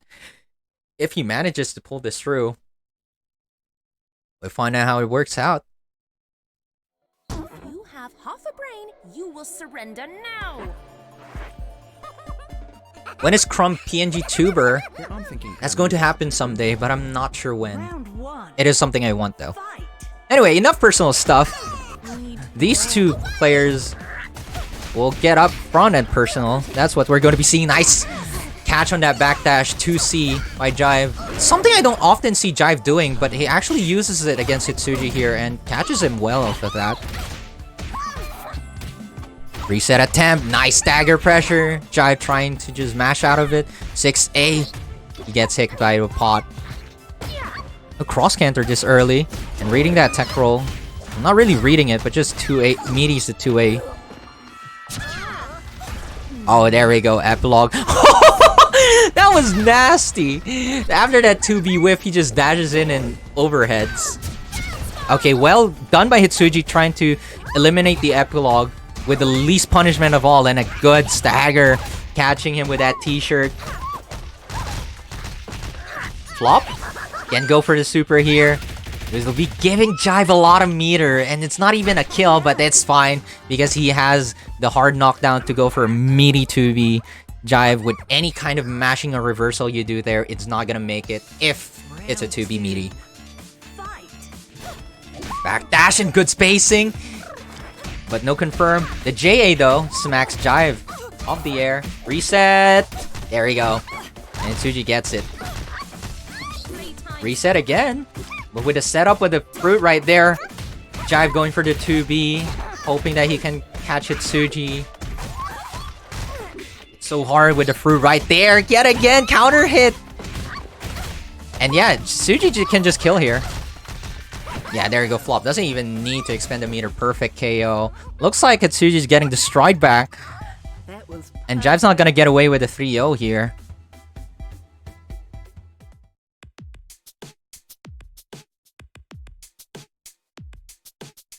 So So one thing I'm seeing a lot is that Jive can be pretty impatient on the defense. He really mashes a lot. and as you can see, we've seen 2 instances of this already, in which hitsuji actually ended up getting perfects on Jive. Looks like hitsuji's really spacing out his setups in a way where mashing out is just not gonna work. Good pressure there. And Jive will have to learn to be patient there. Oh no! Overdid the read. Hitsuji catches him. And now Jive, even with a magic stock, is pushed into the corner. Chases him with a tech roll from that tech roll in 5A. This time. Look at that! Backdash into 5A. Just catches Jive. Trying to mash again. And there you go. The mash this time works out. A bit of the height, not catching, getting the time to punish that teleport D. But nevertheless, how many times has hitsuji counter hit Jive off of him mashing? Oh, the J2C actually connects. That's a good start for Jive. Though the ground bounce already being used. Stabilizes the height really well. Gets 2 stocks of magic off of that. Hard C gets blocked, but the frame trap into launcher is something Jive didn't expect. Tries to teleport out. Not with the 2-2D. With the 2-2B. And he does it again. This time it's successful. And gets a good hit out of it, hitsuji. 2 stocks of magic. Just teleport B. Without anything, mind you. He didn't even throw a trap. Just raw teleport B. Cross canter, nice there. Make sure not get pushed into it. Oh no! Launcher, was that a frame trap attempt? Was that intentional? I'm not sure, but hitsuji could have killed from that. This is the opportunity. Nice catch on that backdash with that overhead. Yeah, that 6C can actually reach pretty far. Final round. Fight. Just card A round start. We might want to go for the hard knockdown here. It's hard knockdown. Oh, he actually goes for the level 2. What is he going to do though? Oh, he's gonna pop it? Alright. Just goes for as much damage as he can. Oh no, just card C off of that. I think it would have been nice if Jive actually cross-cantered off of the card A. That was one of the best moments to do that. As he has a lot of meter to burn. And because of that, the counter hit, hitsuji's gonna take it. We're now at 2-2. Oh lordy. Is this gonna be a reverse 3-0? Seems to be the possibility. But hitsuji's definitely catching the impatience that Jive's showing on defense. Jive really showing a lot of mashing. And I think if Jive wants to just keep hitsuji out of him, maybe mashing is not the answer. A lot of more cross canters would be the answer. Again though, I can understand how this option doesn't feel like the best as an Oleander, as meter is a lot more precious for Oleander compared to the other characters. Oh, nice catch on that fake string. Like Jive just trying to reset his pressure, but hitsuji not even pressing push block at all. No confirm off of that overhead. Cart or teleport C. That is huge. Look at the amount of damage. Okay, but Jive is only gonna get a hit here. How many stocks of magic? Just 1 stock. And just a simple 2A.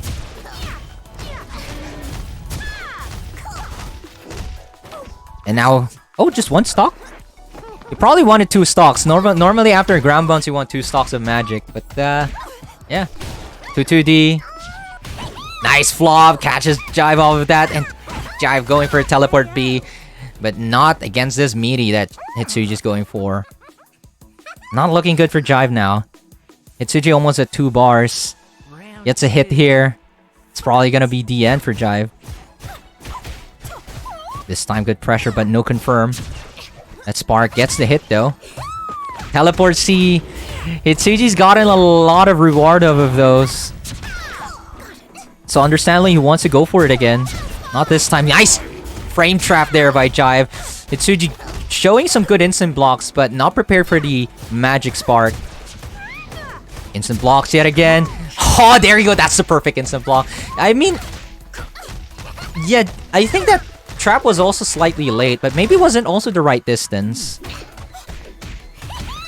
In any case, Hitsuji's low, but he'll probably have to make Jive commit into expending meter if Jive does get his turn back.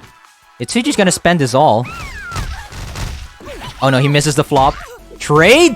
Oh no! They both mashed out of it. The counter hits ruined Jive to death, and Hitsuji will be the one advancing forward. Wow. That was painful. Yeah, Hitsuji definitely wanted to expend that other meter for another level 1, probably get a hard knockdown. And it would have been a tough situation for Jive anyway. The scramble at the end though, that's usually the way you don't want the fight to end, but it is what it is. Anyway, thank you for participating, Jive. Congratulations on landing in 3rd place. You're going to get, how many was it? 15% out of prize pool. But it's Tailnic's turn. Hitsuji versus Tailnic. We're gonna see the run back between these two. Keep in mind, this is the grand final, so Hitsuji is in the loser side of the bracket. That means Hitsuji will have to win the bracket twice. On the other hand, Tailnic only needs to win the set once, and then it'll be all over. So the pressure's on Hitsuji, most definitely. Anyway, it looks like they're ready to get started. No need for me to give my cue, so that's nice. Alright, also thank you, CAD, CADP Gamer, for helping me out in the bracket. It really takes a lot of the workload off of us, so very, very helpful. Honestly, it's a little hard to, you know, host a stream, commentate, and then also deal with the bracket all together at once. Well, you know, we don't have too many people, so it's understandable if we get into these situations. Anyway, it's Hitsuji versus Tailnic in the grand final. And already Hitsuji gets a great first hit. Mind you, you can see there on the screen, if you're unaware how this works, the L stands for Hitsuji being on the loser side of the bracket. So even if he wins this 3-0, we have to go for another set, which would be the grand final reset. Speaking of reset, Hitsuji might be hitting Tailnic with resets right now. It's just, yeah, Tailnic's just getting smacked with a lot of the 2As. Tries to V-dash out of there, but Hitsuji's like, nah, don't even. Hitsuji, the commanding first round. But we've seen Tailnic, he makes adjustments real quick. And push into the corner. Nice flop by Hitsuji right there. Just tries to jab him. And there you go. No 7D on stack. But cross scanner's out. Oh, nice JB there by Tailnic. Oh, he probably wanted a V-dash there. V-dash would have been a good... That would have been a good spot to volcanic dash, but we saw 3D instead. Ah, he tried something there, and I'm not sure what Tailnic exactly was going for, as he ended up eating a fruit. So, Hitsuji with a very fast game 1. Well, that's certainly interesting.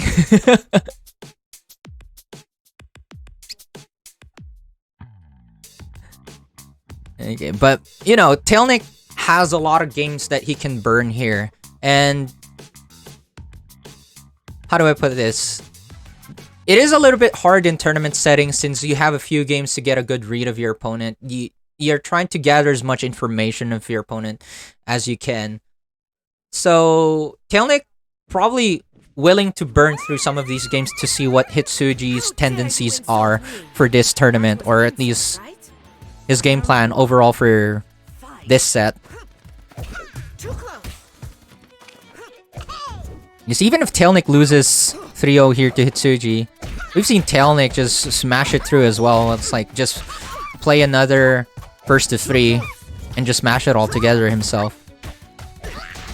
But we're not seeing that yet.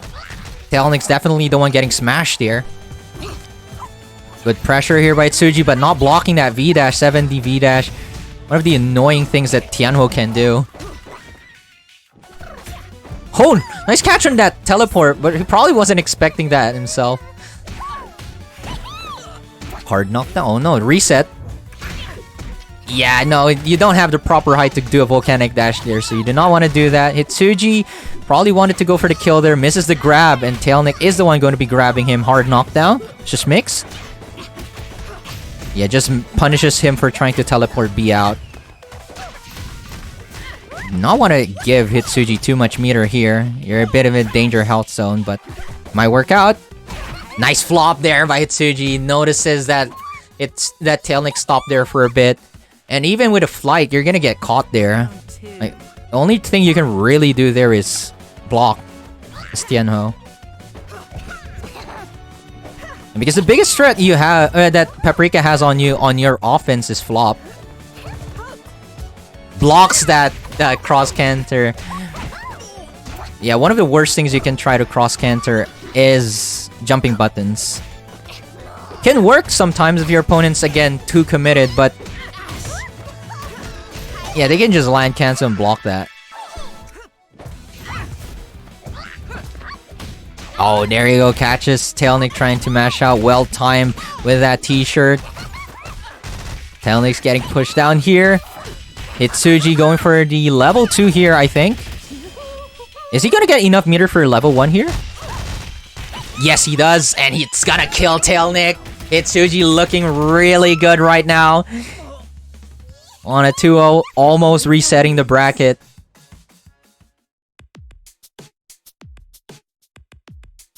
So let's see where this hits through.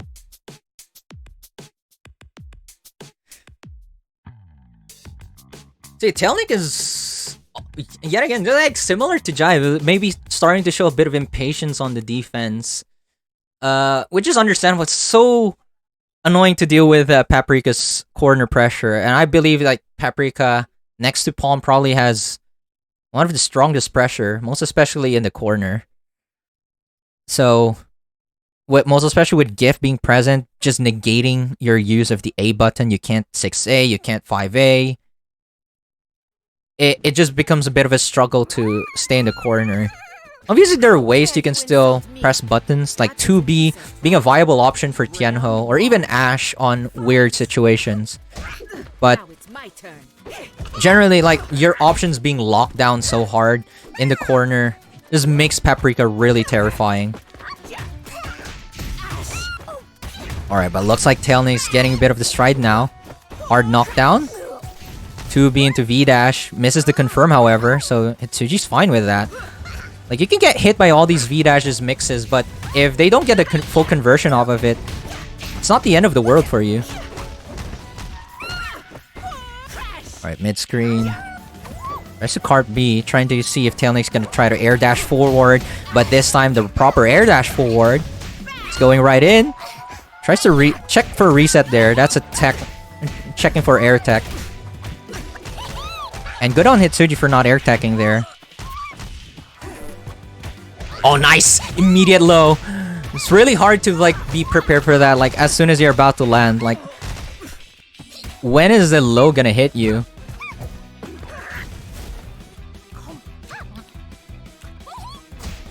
Just 2B, no confirm. The JB connects. Yeah, and that's a little bit, tight for Tailnic. Definitely making adjustments now, so Tailnic is making it slightly harder now for Hitsuji. But Hitsuji has the big lead, has the meter advantage. I mean, Tailnic has level 2 as well, but I think this is overall much better for Paprika. Oh, that whiff flop though is gonna get punished. He's gonna go for into level 2. He kinda has to, hard knockdown. Just 2A. Oh no! He doesn't aware of the fruit! You hate to see that happen. Oh, the drop as well though by Hitsuji. The V-dash misses the confirm, but the side switch and hits Hitsuji. Hard knockdown in the mid screen. Tries to see if Hitsuji was gonna go for the flop. But no siree, no siree. Oh, okay. He decides not to continue the combo. Probably, yeah, if you whiff the flop there, it's really bad. Oh, cross canter. And just play mid-screen here. Hitsuji has the life lead, so Tailnic is the one who actually has to initiate. Evades the V-dash. A little bit scary here. Hitsuji's out of magic. Oh no, a little bit too early on that teleport C.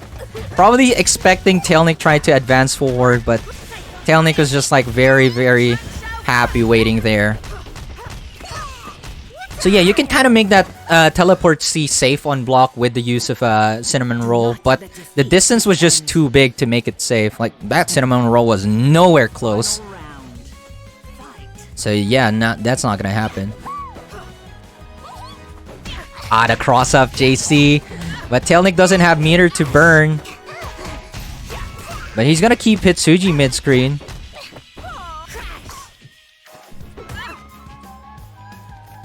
So JC trying to JA, control the air. Air grabs Tailnic off of it. JB probably gonna go for a reset setup. Low, yep, and a command grab, double reset. I don't think he's gonna get too much reward from the double reset though, but that's good enough. We have again a command grab. You're gonna get the flop into level 1.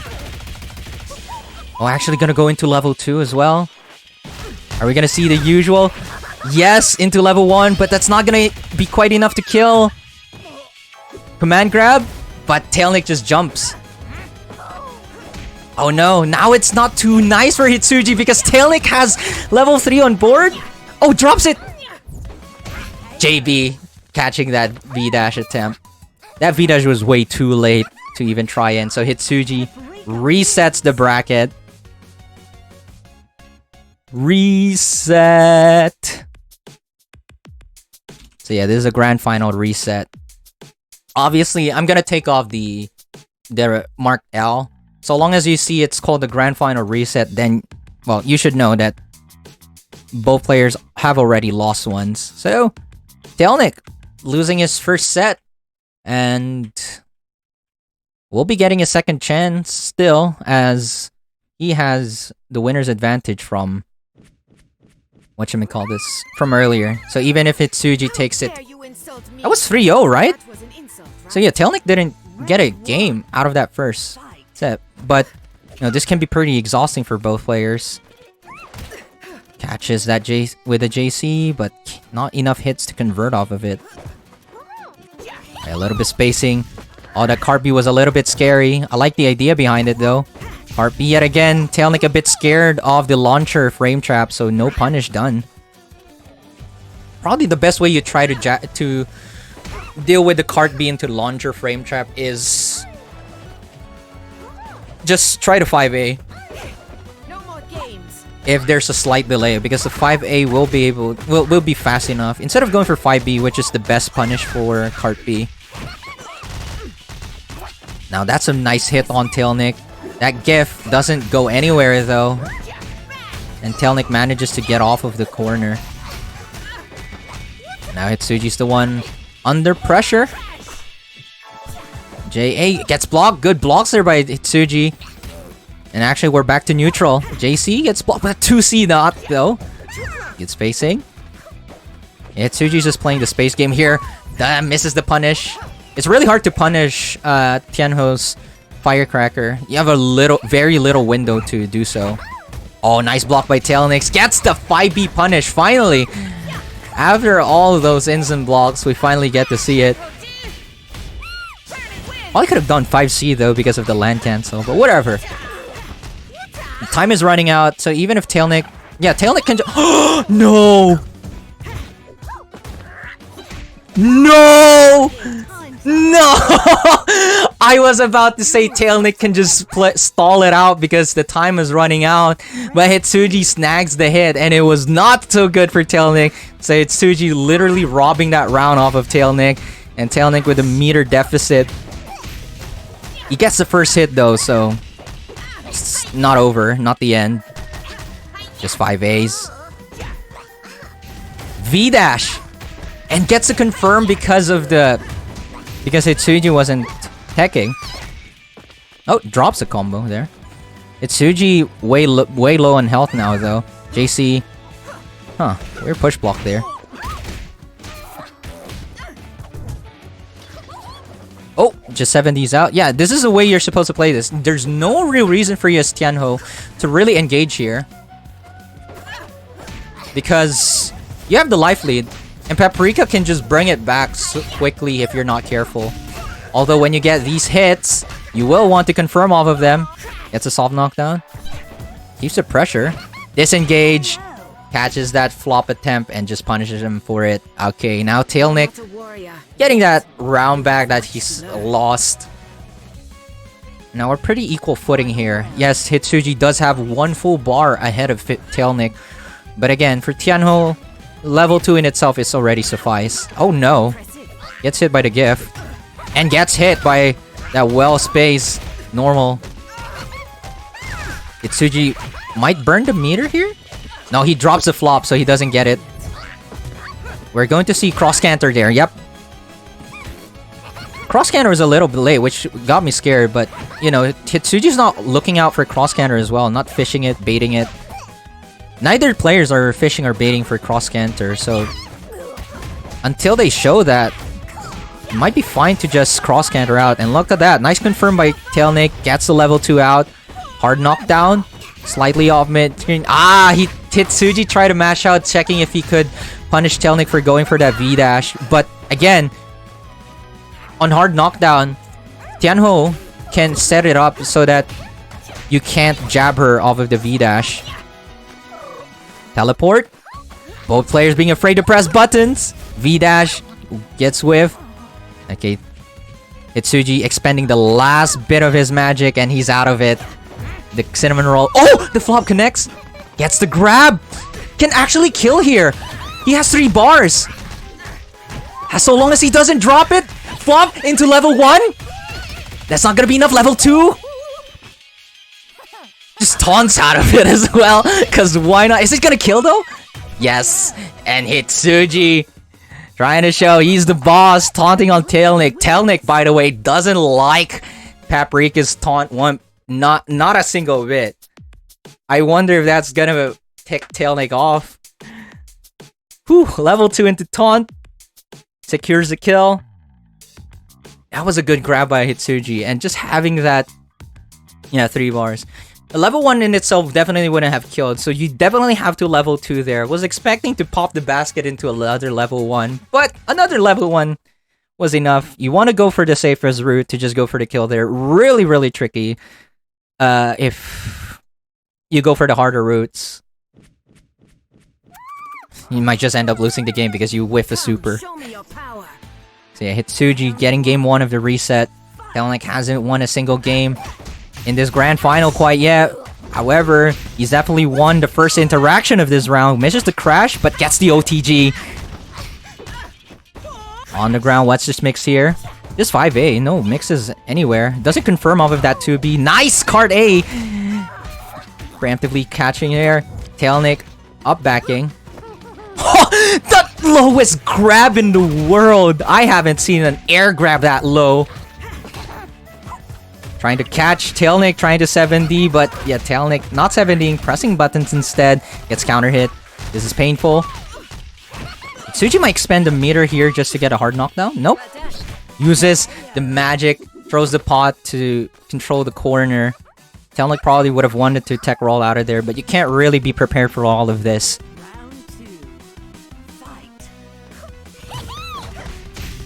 Oh, good push block there. Punishes Hitsuji. We're jumping right into level 2, as you should. Hard knockdown immediately. You do want to go for that V-dash. You're not going to get the most reward of this, unfortunately. Though, the amount of interactions was gonna help it. That JB's gonna whiff. That J... Hey, Tailnic's becoming very comfortable using 1D now. And I think... Oh, he could have killed there, but... No, I don't know. He wanted to just get another interaction? I'm not sure. He probably wasn't confident, so... Yeah, might as well just go for the hard knockdown if you're not sure you can finish the combo. But the V-dash is going to finish Hitsuji off of there. Yeah, and Tailnic will want to get as much meter as he can. Good decision there. Seeing Hitsuji already has full meter, it's not a bad idea to get more hits. post-mortem to get as much meter as you can. Oh, but Hitsuji off of the great start. We might actually just expend a meter here right now.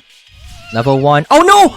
That didn't get completely hit, but because of the timing, yeah, Tailnic can't punish it. That's so unfortunate for Hitsuji though. He's now backed into the corner.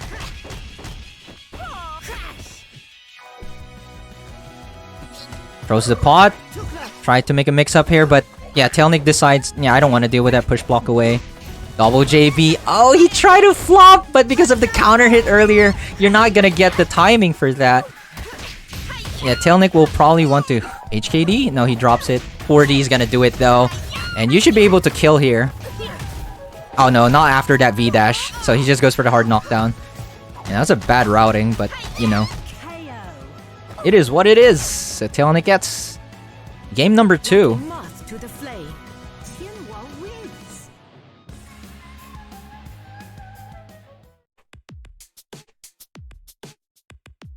We're hearing the smother sucks again, but you know, have you considered? Nah, y'all.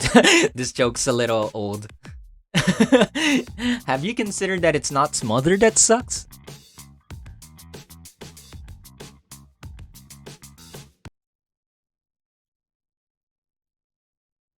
In any case, we're getting into game number 3.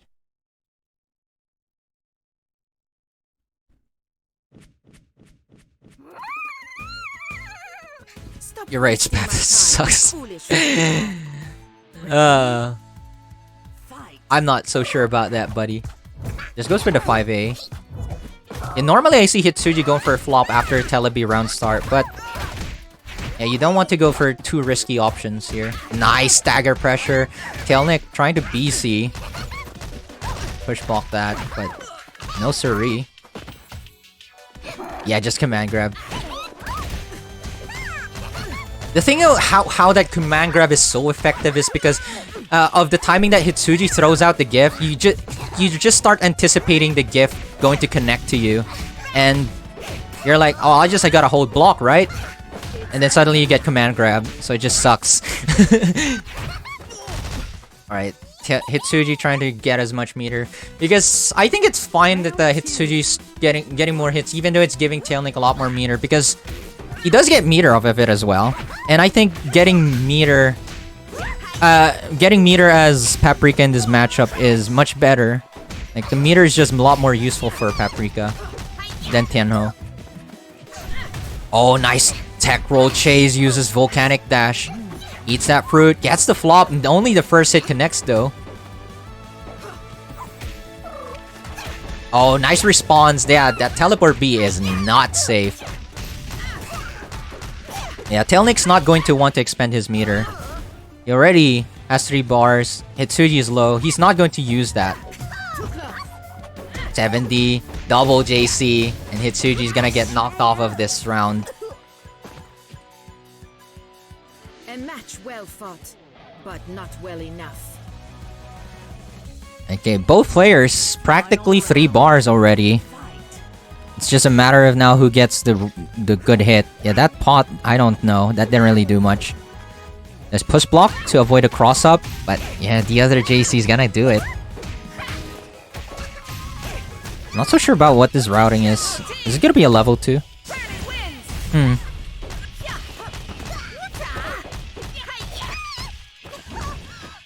Okay, knockdown. Tries that mix. Okay, just the right spacing of that card B to not be punished. Ah, that JB though. Connects V-dash. Hard knockdown. Again, have to guess here. Okay, Tailnic doesn't confirm, so Hitsuji's still fine. But the initiative is on Hitsuji here. Hitsuji has to be the one to get in, because Tailnic doesn't have to. Aw, nice anticipation by Tailnic there. Just with a JC punishing that card B. Tailnic getting game number 3. And he is at match point. Hitsuji is gonna be on the brink of losing here. But again, just one more game. Definitely Tailnic starting to make the adjustments, or maybe tiring out Hitsuji at this rate. Whew. How this goes. Place your bets. Who's gonna win this?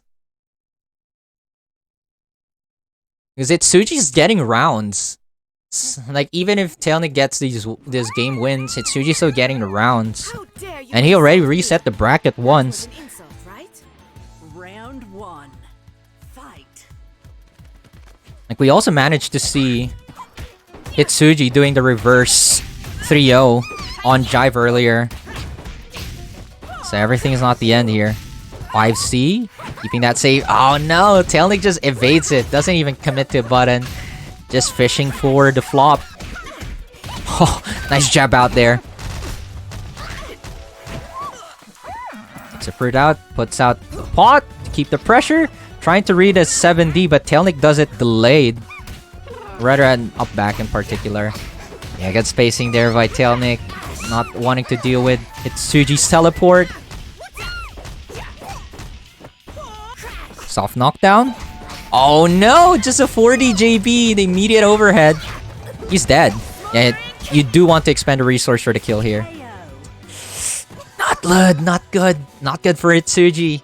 Tailnic with the round lead. He's practically at match point here. Round 2. On the way to win the tournament. But yet again, we've seen this before. We've seen this in the winners final earlier. Tailnic getting caught in the air. Unfortunately, Hitsuji not being able to maintain the corner pressure. Tailnic getting the hell out of there. Flops out that supposed gift bait setup. But yeah, Hitsuji's not getting the most out of the hits he gets. And Tailnic, on the other hand, is the other side of the coin. He gets these hits, and he gets the most out of it. And I'm thinking that is over for Hitsuji. Tailnic definitely has the routing for this one. Crash! And it's game over. Tailnic with the victory dance. With every lesson comes understanding. Tianhuo wins. Hitsuji definitely did a great attempt of, in the first place, resetting the bracket, putting Tailnic in 3-0. But as I've said, this is practically the idea that Tailnic willing to burn with some games just to make the adjustments, because he can really make quick game plans or adjustments to his game plans based on his opponents mid-tournament. This is why he performs so well in tournament, and this is why he's been really hard to beat. For so long, Tailnic has been dominant in our tournaments, and yet again, showing how dominant he is, wins this tournament. I know a lot of people expected Tailnic to win this one, but I do have to say that I'm very impressed with with Hitsuji resetting the bracket in the first place. Obviously, you know, we're not saying that Hitsuji couldn't have beaten Tailnic, but Tailnic definitely was the favorite. But it looks like Tailnic is getting really pushed to his limits, but just still maintaining his dominance nevertheless. So congratulations to Tailnic for winning Fauna Fight Night number 5. This is practically his win streak, right? With every Fauna Fight Night's been his tournament, right? But yeah. And also, again, great showing by Hitsuji. Sitting in second place. You'll be getting how many percent of that? 25% of the price. The whatchamacallit? Yeah, the pot. Speaking of which, the prize pool is pretty big. It's $62 right now, though we still have codes remaining to be claimed. We have like 27 codes, and each code gives 25 cents. So make sure to claim that code if you haven't yet.